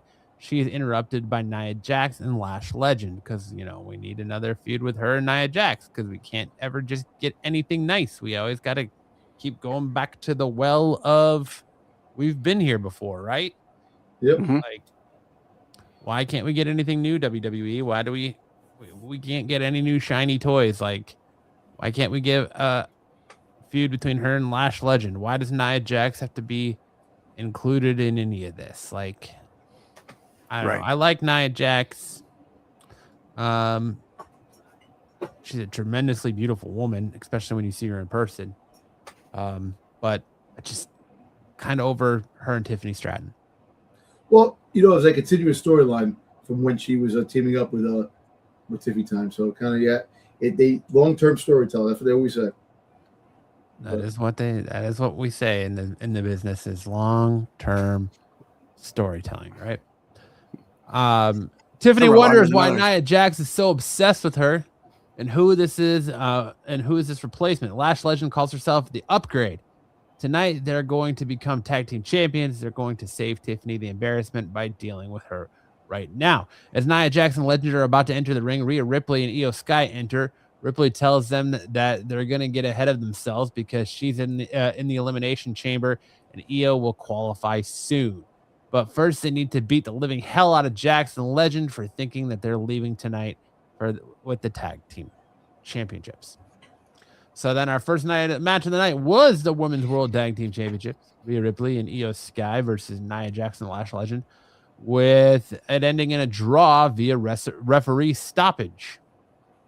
Yeah. This was seemingly because the ref had lost control of the match, but it was difficult to understand why the crowd responded with "Ref, you suck." Whip that trick. Whoop that trick. Yeah, but people keep saying that. They keep fucking saying, and Raw too. Whoop that trick. You know what?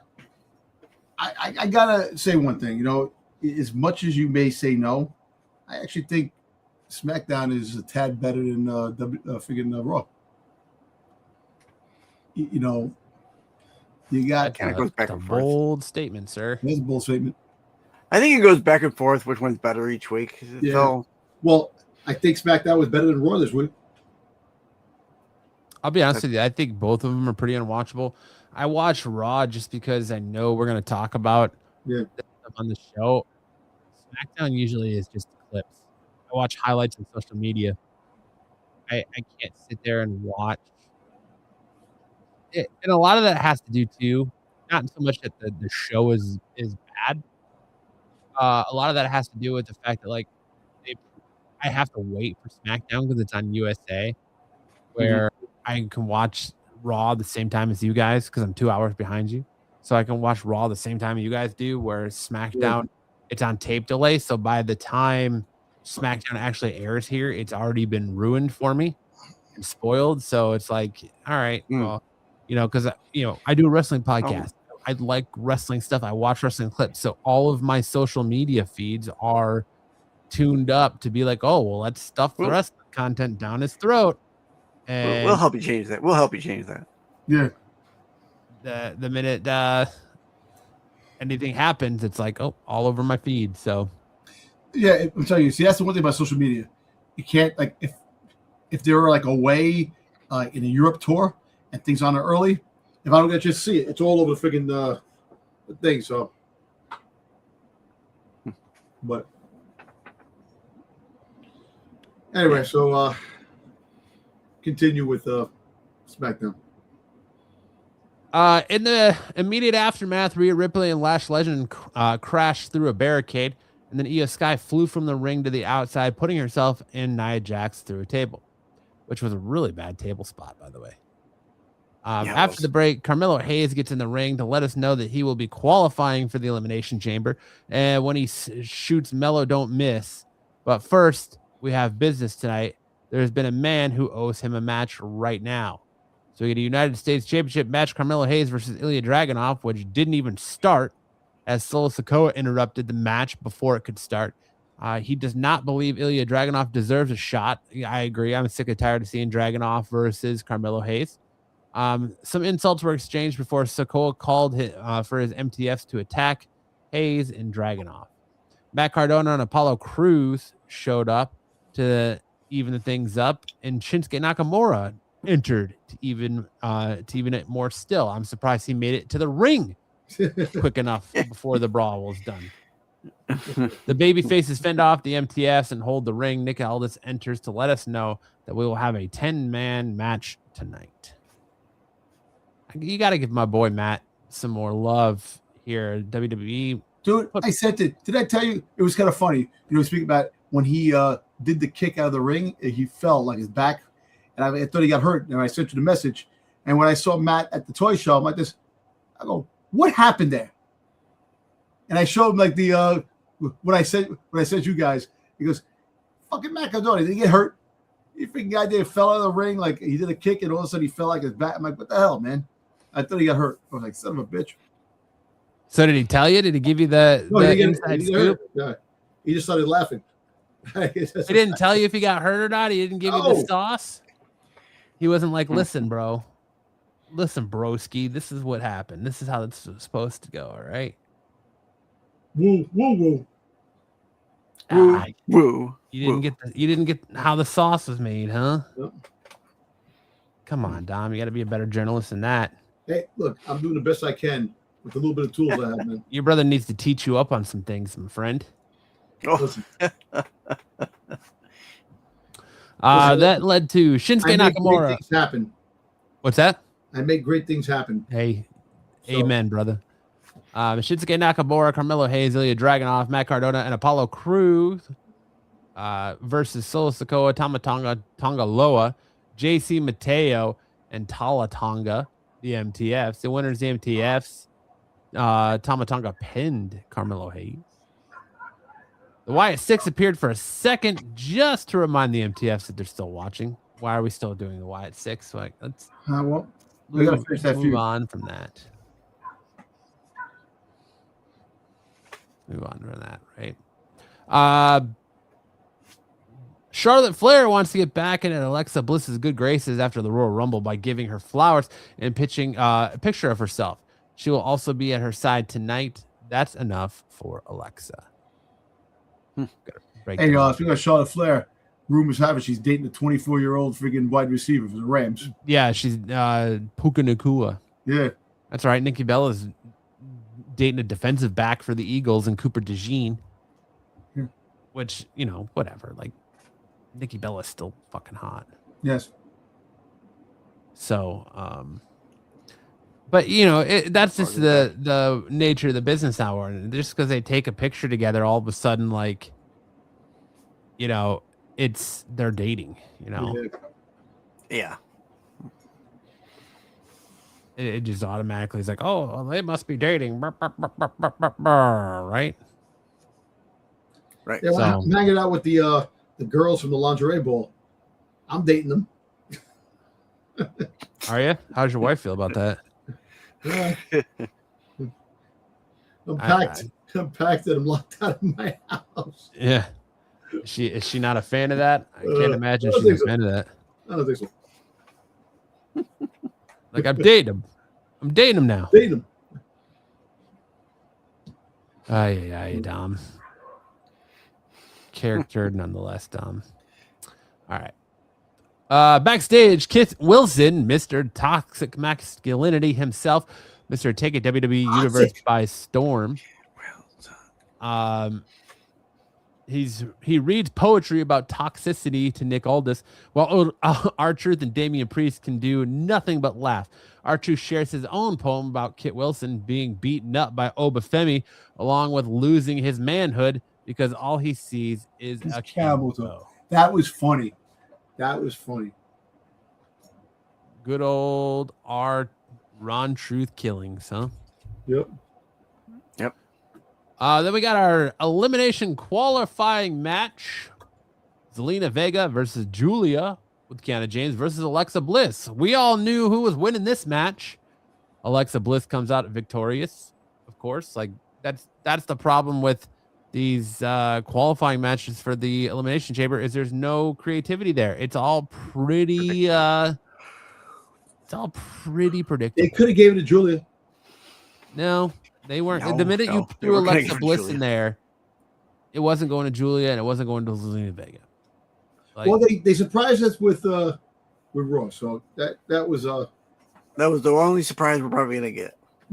Because they couldn't hand it to Gunther. You weren't gonna have Gunther take the loss, so you knew that you knew Gunther wasn't eating the pin there. No, true. Yeah. No. So Trick Williams showed up with his lemon pepper steppers on and insults Sami Zayn for him begging for another opportunity. If he can come out here moping around, Cody Rhodes and Zilla Fatu will eat him alive later. As for Trick, he will do whatever it takes to qualify for the Elimination Chamber, and that means going through Rey Fenix. We got our fourth match of the night, Rey Fenix versus Trick Williams with which was a really good match. Winning that match. It was a very good match. Before the women's title match can start, they are interrupted by Liv Morgan, Dominic Mysterio, and Raquel Rodriguez. They're going to sit back at ringside amid a Valentine's Day dinner while scouting the talent. No, but that Trick Williams that was a really good match. Yeah, that solidifies Trick Williams as he's a much better wrestler now than he was in NXT. He's showing it. He's got star power. He's really pushing the line of superstar, because the way he I think his intensity is up. I'll say that. I know. So I know it's Rey Fenix, and I know it's not. He has to get his feet wet with the bigger stars here and there, but he's showing that he belongs in the main roster, man. So it's really cool. I mean, he's doing good work. WWE is definitely taking notice of him more than they did Carmelo Hayes. Yep. They're definitely strapping a rocket ship to his ass more than they did Carmelo Hayes. Mm-hmm. So, but now they're pushing Carmelo Hayes now too. So it's kind of are they though? I feel like he's kind of died in the United States Championship stuff. Like, yeah, he's doing the open challenge, but he can't get out of the Miz. He can't get out of the Miz vortex. Yeah, I know. Because the Miz is still there, and Ilya Dragunov, my God, is trying his best, but he's still not it's still not clicking there with Dragunov. Like, I like Carmelo Hayes. He's very talented and he's got a lot of potential, but it just feels to me like even now WWE doesn't know what to do with him, because all he's doing is stepping right back into the same thing they did with everyone else with this open challenge. Like, he should have his own thing, have his own gimmick, have something. Yeah. And they need to end the United States Open Challenge. Like, they almost need to have a heel take the belt off of him and be like, all right, that's it. No more open challenge. You want to fight me, you're going to earn this. Right. And that's kind of like one thing I credit MJF for. Like, I don't know if you guys watched his interview with Chris Van Vliet that he did, but a little bit. He pretty much says, like, long gone are the days that wrestlers were a commodity. Andre didn't just show up and wrestle every night. Like, when he showed up and wrestled, it was a spectacle. So, if I'm going to wrestle, it's going to be a big deal. I'm not just going to show up and wrestle a guy because he wants to fight me. I'm the world champion. You're going to do things on my time, Hey, look, right. I can see him putting the U.S. Championship on a freaking Trick. That I can see that happening sooner than later. Because you got him in the championship picture, yeah, fine. But I think he's not going to win the belt anytime soon. And if he does, they're really pushing him. But I think he has a chance of fighting Carmelo and winning that belt. And I think he probably is going to win the belt. I think we get Trick fighting him at WrestleMania for the U.S. Championship. Yeah, I can see it. Night one. Probably night one. Yeah. So yeah, I agree. Yeah, I would say night one. I think you're right on the money there. Sticks night one. Mm-hmm. The night one. I really have a feeling that like night two is going to be much like last year, the bigger night. Yeah. Oh yeah, I could definitely see night one there. Yeah. Well, you're gonna put your bigger matches on night two because you want people to stick around. Yeah, the main event's gonna be freaking Punk and Roman Reigns, maybe.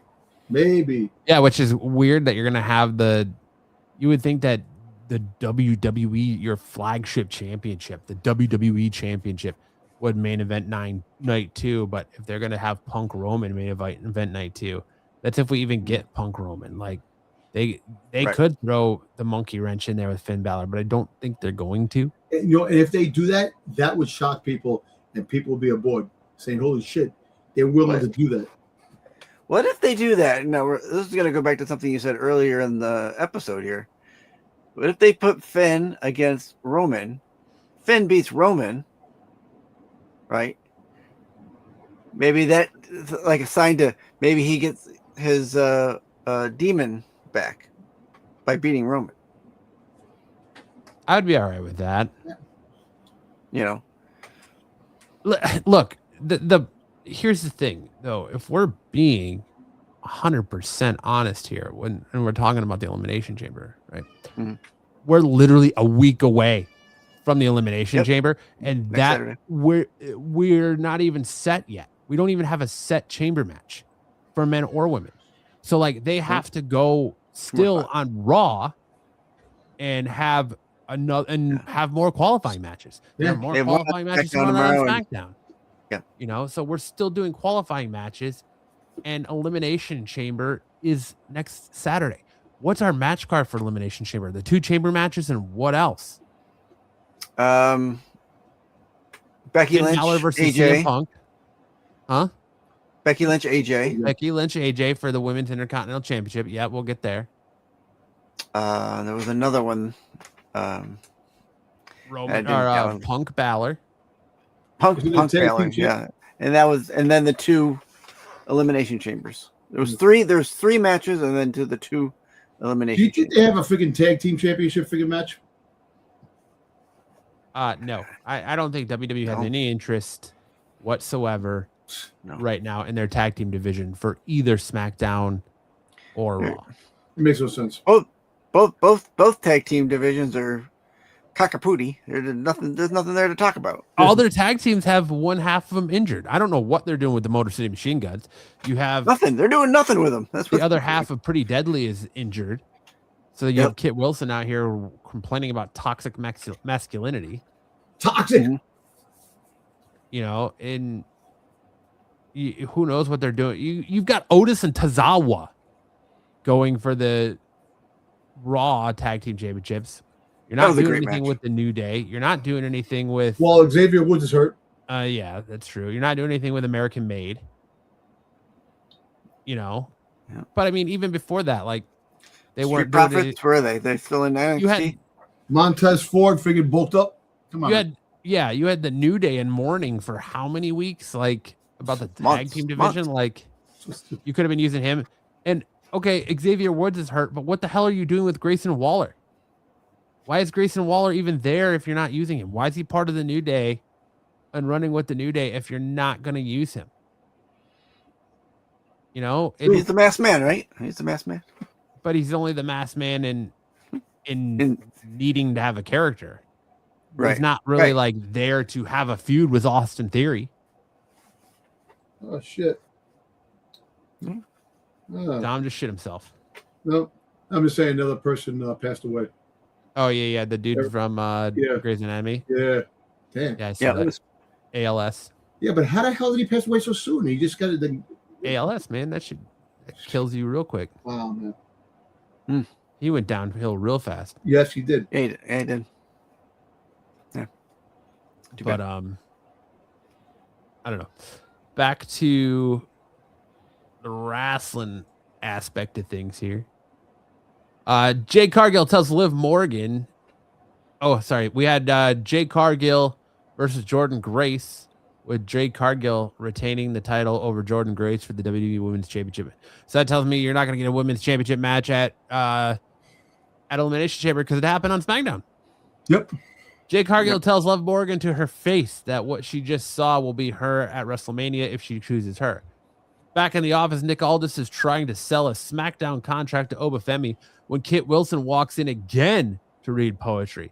Aldis is annoyed with his interruptions, so he takes his book and finds a poem about Obafemi at a bookmark.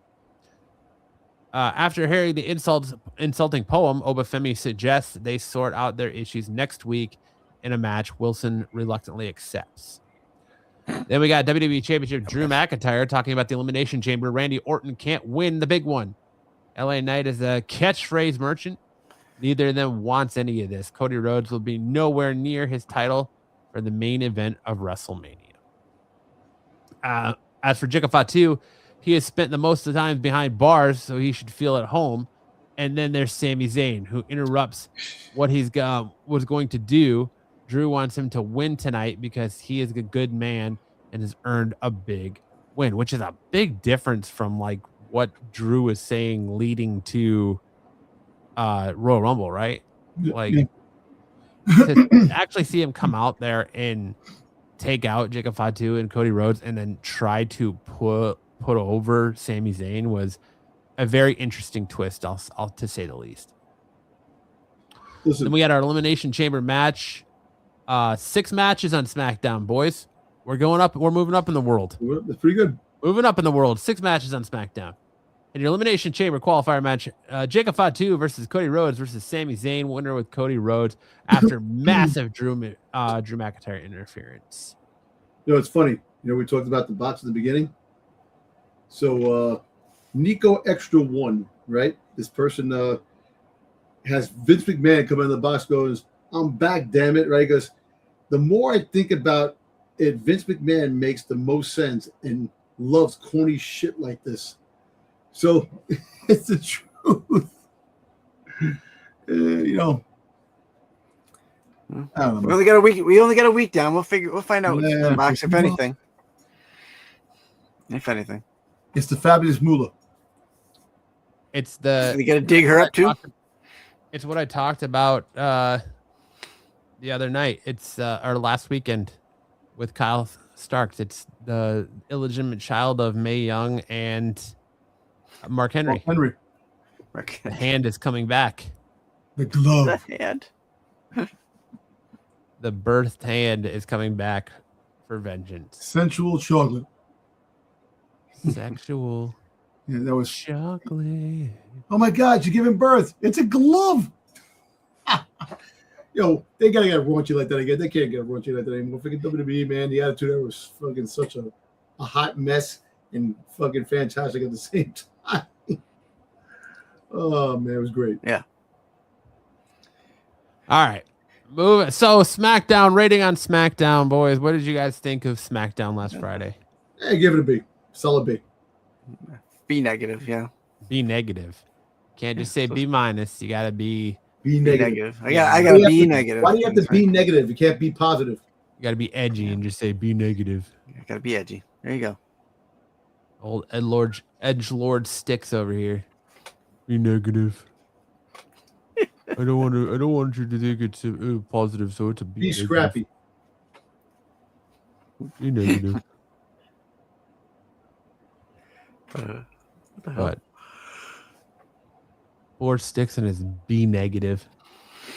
Hey, your blood type T Sticks, B negative. I'd have to look. I don't know. I don't remember. You should be an A positive, my friend. You gotta be like Dom. Yeah. More positive like that. All right. Monday Night Raw for February 16th, 2026. As the Usos make their entrance, Paul Heyman cuts them off and demands their music be turned off. Logan Paul tells everyone to respect Heyman and then tells everyone he just bought a Pokemon card for $16 million. He didn't buy. Yeah, he sold a Pokemon card for $16 million. Which there's a lot of controversy about that too. A lot of controversy. But we won't. Shenanigans at hand. Yeah, we won't get into that. Yeah, there's this whole thing about that card being part of this auction site where people could pay to be a fractional owner of said card, and that they have supposedly they could only sell that card if the majority of the people voted to sell it, and that didn't happen. But Logan Paul says that it was only a minimal amount of people that owned a fractional amount in it. So it's just all very convoluted and sketchy and shady. Division run their mouths until Adam Pearce appears to ask them to come to the backstage so they can talk business. He tells them that he's already has a match for them to earn their way into things. So let's get to the back. LA Knight walks out and says a few words. Look at how they've been getting screwed now after they were doing a whole lot of that. Bronson Reed's dream will be next. Sweet filthy Lord, please put him in the Elimination Chamber so he can kick his ass, as they all have one coming.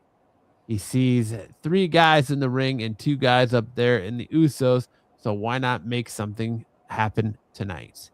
Adam Pearce asks the fans what they think. Of course, they wanted it. So it's official. The start of the night. We had LA Knight in the Usos versus Bronson Reed, Austin Theory, and Logan Paul with Paul Heyman, with, of course, Division picking up the win.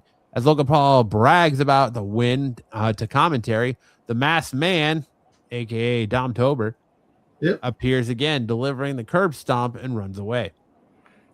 Mm-hmm. A backstage guy, Ellie, shows up to shows a crate to Adam Pearce. Like a random guy shows a crate to Adam Pearce that has been delivered to WWE. It says should not be opened until date of Elimination Chamber. Pearce decides to load it on the truck and send it to SmackDown for Nick Aldis to deal with. So yeah, it'll be interesting tomorrow night on SmackDown to see how they further this whole "what's in the box" storyline. That was the most stupidest interaction too. What is this? Well, it's a box. Shit.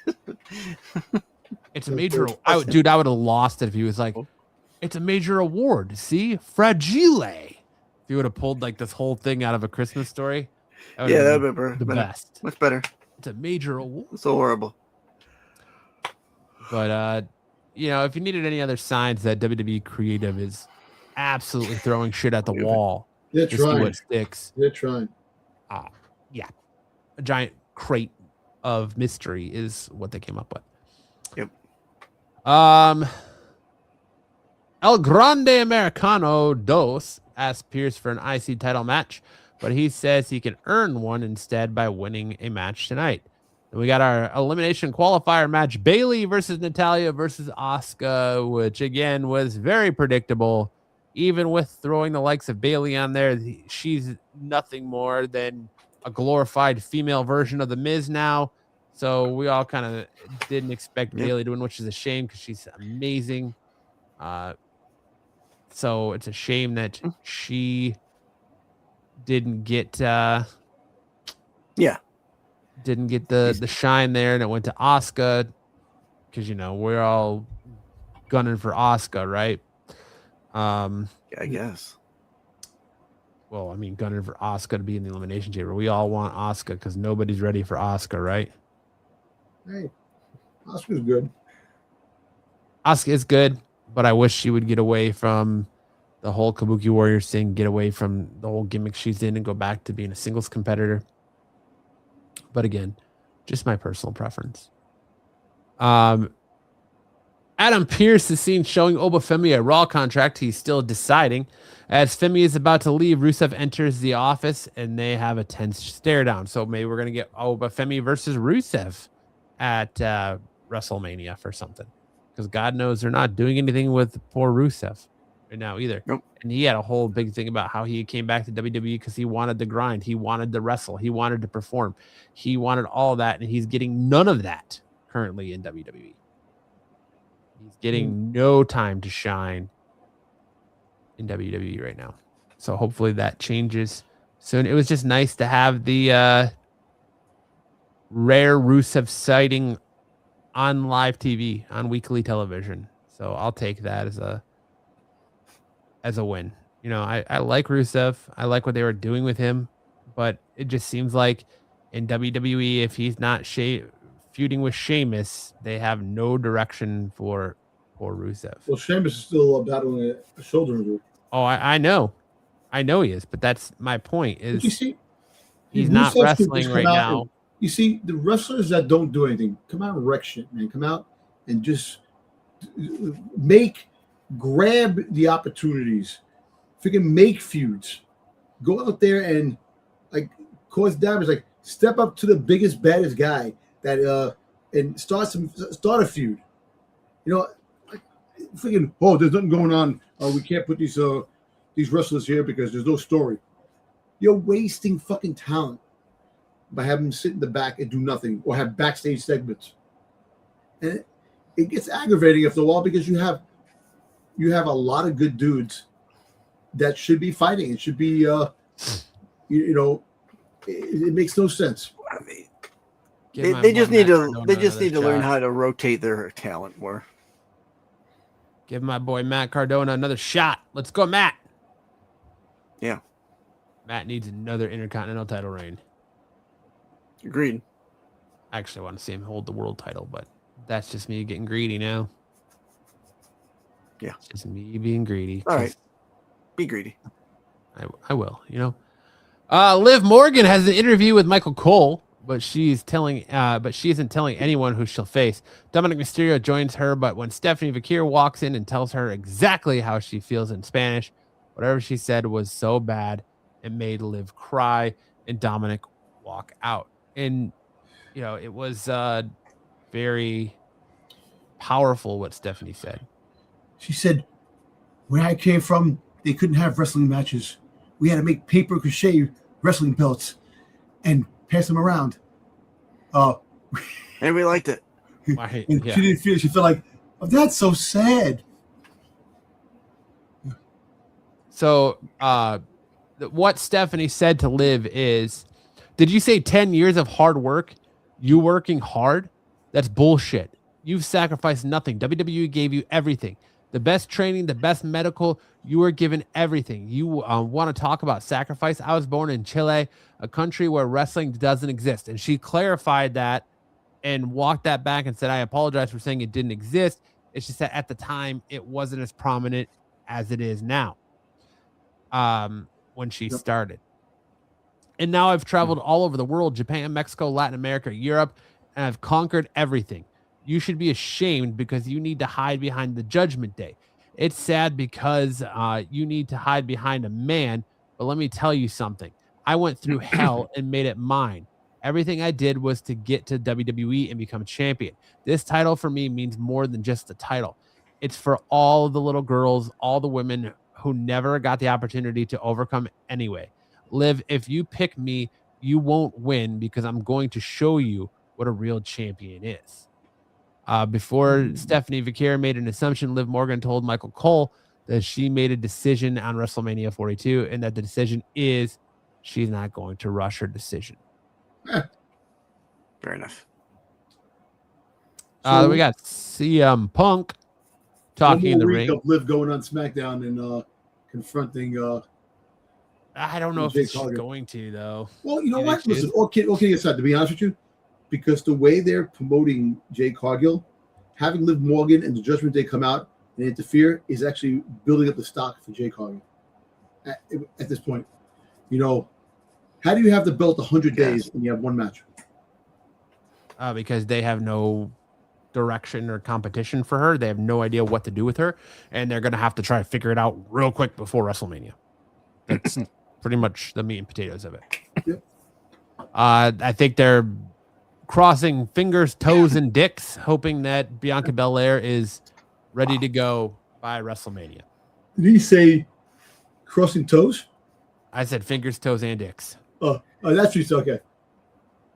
Crossing them all. I was more concerned about crossing the toes, man. Okay. Across those streams. Exactly. CM Punk's talking to the ring. He knows he isn't well liked by the office and Adam Pearce. He thinks that people deserve a fighting champion, and Finn Balor should get another shot because he has earned a beating. Balor ruined the last moment he could have had with AJ Styles. He wouldn't be who he is if he didn't do or say things that didn't piss off people off. What he is the best in the world. Finn Balor interrupts. Not only is he using his original theme, but he's joined by Dominic Mysterio and JD McDonough. Judgment Day walked to the ring with a purpose. Finn Balor reminds Punk of who he is. Punk knows who he is, so why does he need two goons by his side? The great thing he did in Europe, Japan, and Mexico, he did all that by himself. He used to mean something. The Judgment Day has been an anchor around his neck for a long time, which that's not entirely true because he did have the Bullet Club in Japan. So yeah, someone as skilled as Balor should be able to drag them, but these idiots have only dragged him down. Punk has been accused of being a smart man who does dumb things, and sometimes things are out of his control. But he is going to turn his back so they can prove him right. If Finn Balor says he is the best, he doesn't need another to fight his battles for him. Balor holds JD McDonough back after Punk throws the mic at them, and he allows Punk to walk away, which I loved the line from Punk telling McDonough that he's surprised that he can fit in the ring with his giant head. Like, I thought that was funny. He's like, I'm surprised your head even fits in the ring. We got an IC championship match. Number one contender, El Grande Americano with Los Americanos versus Penta, with Penta picking up the win with an assist from the original El Grande Americano. When are we going to have Penta just win this belt already? If Finn Balor isn't going to win this belt, please put it on Penta. The OG El Grande Americano attacked and tries to take off his mask. Los Americanos save them, save their leader before he can show the world who he is. Yeah, we're clearly leading to a mask versus mask match at WrestleMania. Like this is just predictable at this point, right? Yep. It's laughable. It's predictable. There's no shadow or inkling of creativity and originality leading us into WrestleMania. There's no excitement building for WrestleMania right now. We're just getting a lot of predictable bullshit right now, right? Like, is it just me, or is it just that's how it just feels? Like everything is just predictable bullshit. No, you're right. You're right. Backstage, Finn Balor tells JD McDonough that he needs to prove something to himself. This thing with CM Punk, he needs to do it on his own. During the break, Kofi Kingston let us know Xavier Woods has been nursing a shoulder injury for 3 months, and his doctor told him to take the time off. Xavier sent Grayson Waller a text to tell them he couldn't possibly recover in a town like this where everyone is poor and ugly. The New Day don't get to finish what they say. They're cut off. So again, I don't know why are we wasting the New Day like this? Like, whatever. AJ Lee hits the ring, and she's a little worried. She hasn't had a singles match in so many years. They used to fight over the little title with a butterfly on it, but she made that title what it is. There was a division before AJ Lee. There'll be a division afterwards. They are welcome. She still wants to get her hands on every single one of them, but for now, all roads lead to Becky Lynch. She doesn't understand why she is so mad. It's not her fault because AJ gave her a 10-year head start, and she still hasn't caught up. She is grateful for the gifts she's given, which was showing she can still go and she can still be a champion. If she walks out victorious in Chicago, she'll go to WrestleMania as champion. She has something for Becky Boo Boo if she wants to join her. Becky Lynch tells her that this thing with they will have in Chicago will be her retirement match.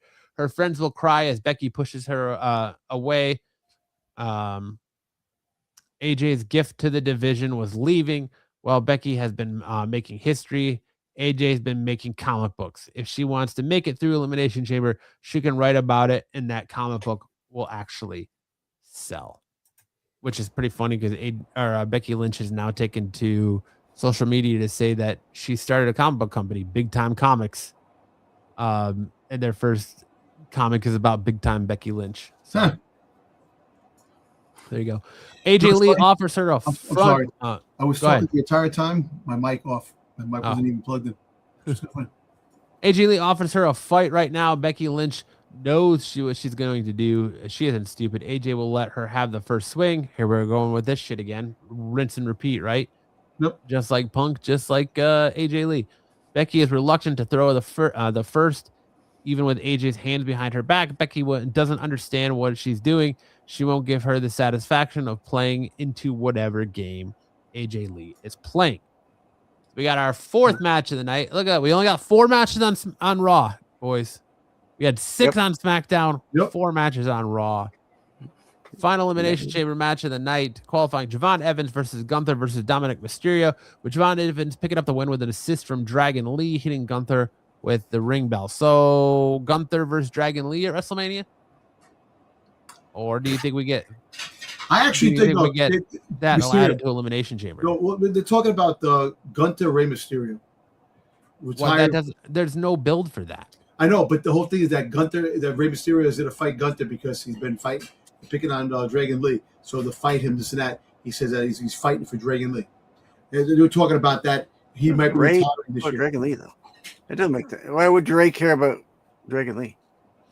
Why does Ray have to fight Dragon Lee's battles? Like, I don't know, but that's what the rumor is. Because you really want to see Gunther fight Dragon Lee? I think we're going to get Dragon Lee versus Gunther at Elimination Chamber, and I think it's going to get set up Monday night with AJ Styles and the whole AJ Styles celebration. Yeah. Mm-hmm. That's why I think we're going to get that set up. This is a great match. Dragon Lee hitting Gunther with a ring bell, taking Gunther out so to keep Gunther looking strong, where Gunther doesn't have to take a pinfall loss. Yep.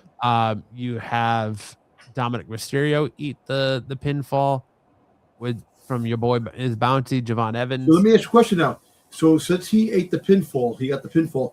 Javon Evans winds up getting a shot at the Intercontinental Championship in the future because he pinned the Intercontinental Championship.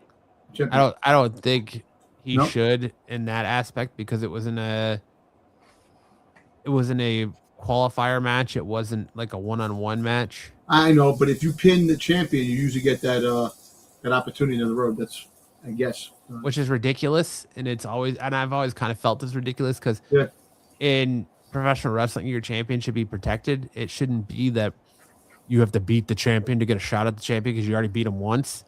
If you beat the champion, you should be the champion. Yeah, you should have wins, losses in a road to. It's that caveat they say it's a non-title match. You should have a road to fighting the champion, right? You should have a line. Oh yeah, there should definitely be a roadmap to it. Yeah. People waiting in line. It shouldn't be just this. Oh well, you beat the champion, so like Brody King and MJF last week. Like you shouldn't have had Brody squash MJF, who's your champion, but it is what it is. Either you guys watch NXT last night? I did not. I have not watched it yet. I actually missed NXT. I was last night? Last night was Wednesday. I meant Tuesday night. Yeah, Tuesday night. I knew what you meant. Yeah, I figured. Nope. Oh, I think I passed out. I didn't get a chance to watch NXT. Well, we had 5 matches in NXT on Tuesday night. You had Kalani Jordan defeat Lola Vice by submission. You had Tony D'Angelo defeating Cutler James by pinfall. You had a fatal 4-way number 1 contenders match. The Vanity Project defeated the Culling, Hank and Tank, and OTM by pinfall. And you had the Speed Tournament Finals. El LaFleur versus Eli Knight was a time limit draw. And then you had the North American Championship match. Ethan Page defeated Shiloh Hill by pinfall. I actually saw that. Ethan Page. He's got to go up. He's got to come up, man. He's got to. I want to do something too that we never do. I actually want to talk about Dynamite, AEW Dynamite last night. Well, you know what? I actually saw that match with Kenny Omega.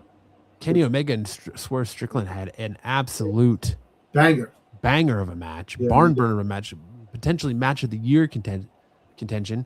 And AEW did something that WWE won't do, and they turned Swerve Strickland heel. Swerve Strickland finally went heel. He wasn't heel before? Mm-mm. He wasn't heel when he fought freaking Hangman Page. No. He finally went heel. Finally healed it up. But you had Jon Moxley versus Mark Davis, with Jon Moxley winning via submission. You had a TBS Championship match, Willow Nightingale versus Megan Bain versus Marina Shafir versus Mina Shirakawa, with Willow Nightingale retaining her championship. You had a nice little promo between MJF and Hangman Adam Page, a little face-to-face. MJF starts off by letting us know he won't be cutting any cute wrestling promos to sell tickets. He hates everything about Hangman Adam Page and all the fans for thinking he belongs anywhere near his level. MJF is the main character, not Page. Most of all, he hates that Page holds 2 wins over his head. He had a lucky shot, but he sees something these idiots can't. MJF can smell that something is off. Maybe he has reached the top twice, and the bottom time has crumbled under the pressure. If he wins this title a 3rd time and crumbles again, will everyone think of him as a fraud? What MJF knows is that the man he is looking at right now is not the guy he faced last year at Revolution. He's a lucky shot, but he is out of ballots. On MJF's birthday, he can't think of a better present than to expose Page for what he is. Page responds by asking how he believes he's a lucky shot. If there is one in the ring tonight, it is the man who had a guaranteed shot at the title, went home, and then only returned to pick his shot in the middle of a match with 3 other great men. Page hates MJF so much. Thanks for the crotch shot, Sticks. Are you on a bike right now? What? Are you like on an exercise bike right now? No, I'm in a chair. Oh, you just give us a little crotch shot there. I thought I closed my window. Sorry. It's not because all the years of lying, cheating, and depravity. When he looks at MJF, he has never met someone more like him. He despises. His desperation for love and acceptance is the same. Page knows how loyal he is to All Elite Wrestling, and it feels like him as much as everyone wants that title. Page and MJF has always needed it. At Revolution, Page wants to end this for good and forever. This can't just be a normal wrestling match. Thinking about a stipulation, he has always known that this match should be, and we should let the fans have a say in what it should be. MJF thinks he's out of his damn mind if he thinks he'll do anything other than a normal wrestling match for the title. Page says he's scared. If he'll agree to this, he will give MJF something. If Page doesn't win this match, then he will never challenge for the AEW World Championship ever again as long as he lives. So we're going the Cody Rhodes route here, right? Does that mean Adam Page is about to leave AEW? I doubt it, but why are we throwing this stipulation out here? It's interesting. MJF loves the idea, but as far as the stipulation goes, he's going to need a week to think about it. He doesn't shoot first and ask questions later. Page knows his answer. He wants a Texas death match. Then we had Alex Windsor and Jamie Hayter, the Brawling Birds, versus Vivian Van and B3 CCA, with the Brawling Birds winning. And then you had Kenny Omega and Swerve Strickland, with Swerve Strickland picking up the win. You also had Kevin Knight versus Beast Mortos, or AKA Mercedes Monet's new boyfriend, with Kevin Knight picking up the win. Swerve Strickland attacked Kenny Omega after the match and then hangs him from the ring by his neck with a chain. After that, he drops Kenny through the announce table with a vertebreaker. Swerve tells us he needed this. So fantastic end to Dynamite, which I hope this is a return to prominence for AEW, because God knows the wrestling world needs it. But tomorrow night, Friday, House of Glory, and what could potentially be the match of the year that I hear all professional wrestling fans talking about. MJF versus Zilla Fatu, the main one, for the AEW Championship. And you can watch House of Glory, No Turning Back, on Thriller TV. You can go to Thriller TV's website and purchase the pay-per-view for just $15. So for $15 for that standalone pay-per-view, you can watch No Turning Back, which I might just do it. I might just watch House of Glory just for that match. Just for Zilla Fatu and MJF. So would I. I think mine. You had MJF cut a scathing, like we talked about earlier, a scathing promo on Zilla Fatu, bringing his whole family into it. And then you had Zilla Fatu returning the favor today with a pretty incredible promo of his own. So you got a lot of good professional wrestling to watch this weekend, man. Yeah. Lots of good stuff. So, I mean, let us know in the comment section below if you're going to be watching House of Glory tomorrow night. Yep. And what you think. And who do you got? Who do you got? MJF or Zilla Fatu? MJF. I think MJF will take it. Yeah, MJF's gonna keep the belt now. He's got, I don't think they're gonna do that unless, like I said, stranger things have happened, man. AEW's trying to turn things around, make things happen. That'd be very surprising, but yeah, I don't see MJF losing the NXT. Although it would shake the wrestling world up. Yep. If Zilla Fatu beat MJF for that title, but I don't think it's going to happen, especially not in an AEW ring. But it gets people talking. It gets eyes on House of Glory. It gets eyes on AEW. You got one of the biggest. You lose the acts belt, in the world. and then where does that put Hangman Page? It makes things complicated, but also it does turn things inside out. It makes a good wrestling conversation. Like, holy shit, they went that way. And then you'll see freaking WWE do something. Maybe Finn Balor should win the belt off of CM Punk. What it does is it adds an extra caveat to this feud, because it's just the same old MJF and Hangman Page thing, right? But it gives Adam Page this newfound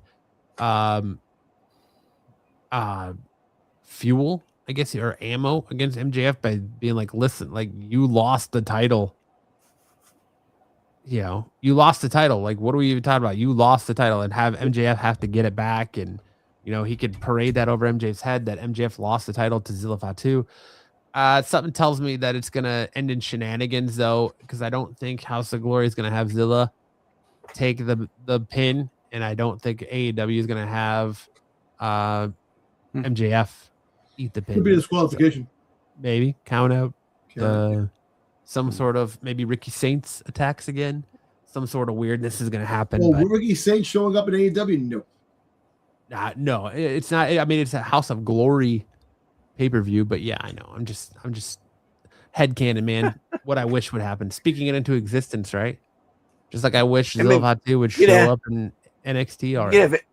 You'd have Adam Page show up, obviously, if it's the AEW. But I'm telling you right now, February 19th, 2026, right now, depending on how well this match goes and how many people talk about it, expect WWE to automatically start taking an even bigger interest in signing Zilla Fatu. It's been, what, a year since we've been talking about him? Maybe more? Yeah, but he still says he's green and he's not ready to come to WWE yet. But if he has a banger of a match with MJF, you don't think WWE is going to come a-calling?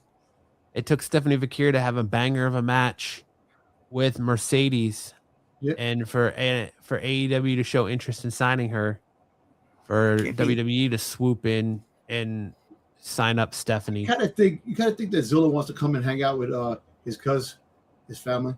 Why not? Absolutely. Hey, why not? But he can't be any worse than Tonka. But then again, he might want to be his own thing. He signed for AEW. He's his own thing.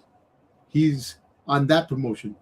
So give or take, you want to be with family, but you might want to be your own thing too. Man, the Anawani family, he's going to want to be WWE to run with his family, man. Yeah. And I think he's going to be there sooner than later. You'll get some banger matches with him and Solo.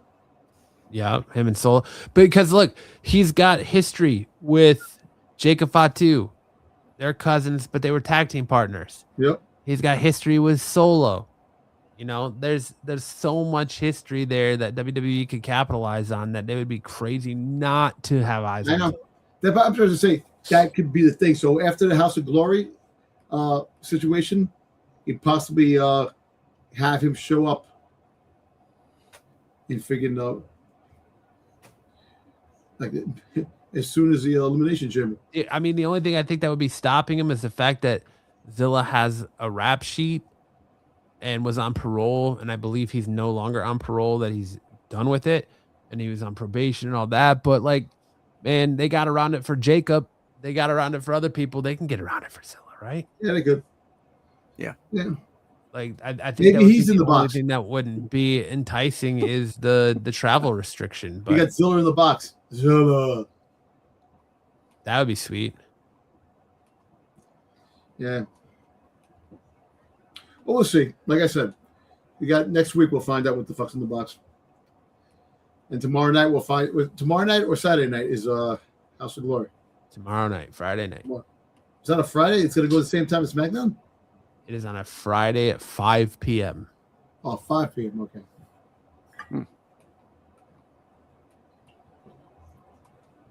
But where did we get? What station was the Thriller?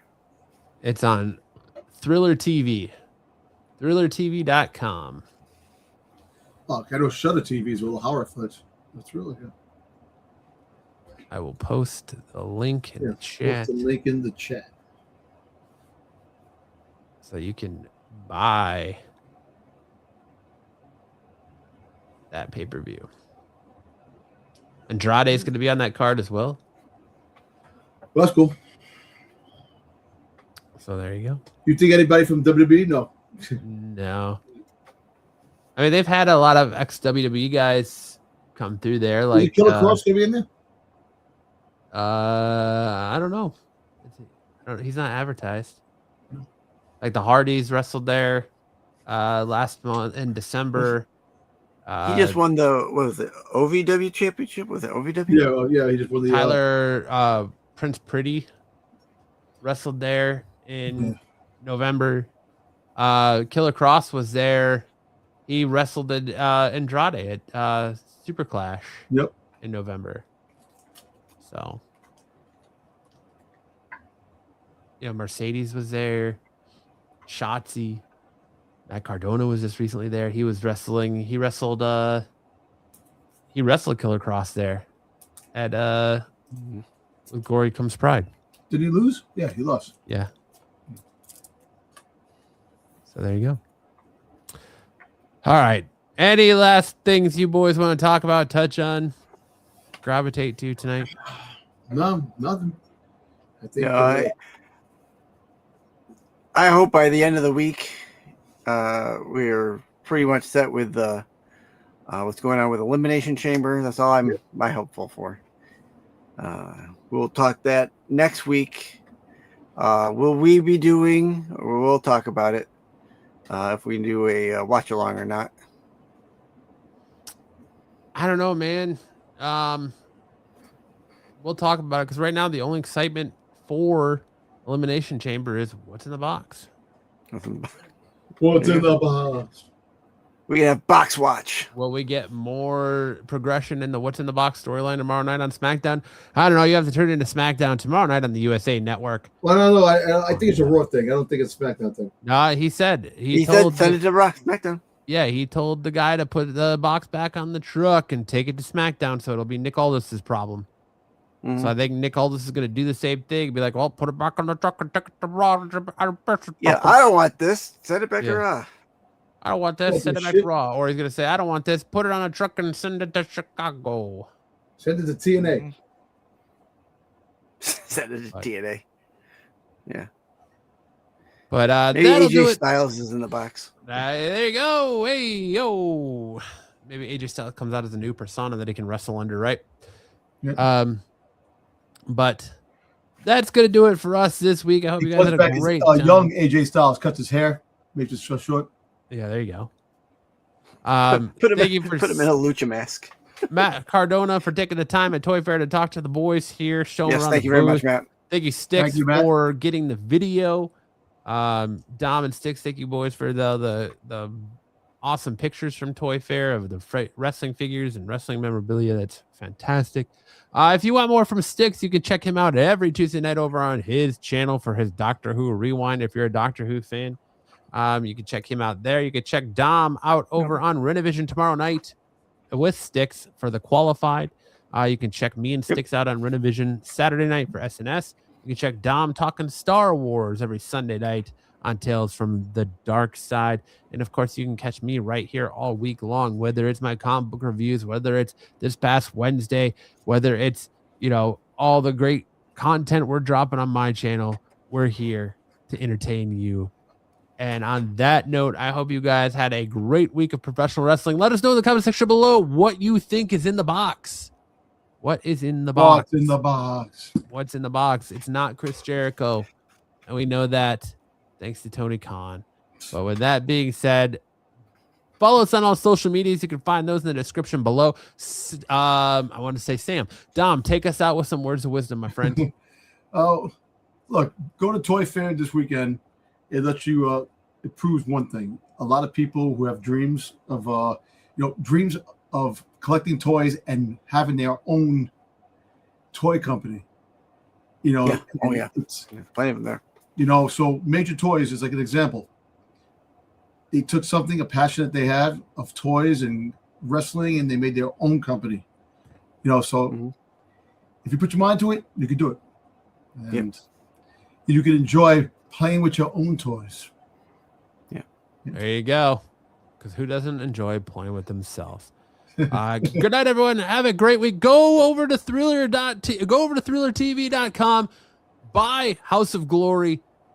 Watch the championship match between MJF and Zilla Fatu and support independent wrestling, because the more wrestling promotions we have, the better, in my opinion, and it forces WWE to finally get their hands out of their pants, stop sniffing their fingers, and do something entertaining. With that being said, so long, everybody, and we'll see you all next week with our Elimination Chamber prediction show right here on Off the Mat. That's the 3 count. No one's kicking out. We'll see you guys next week. In the ring, the lights go down. Roaring crowd, they scream and shout. Chants echo, shaking the ground. Warriors clash, the game is found.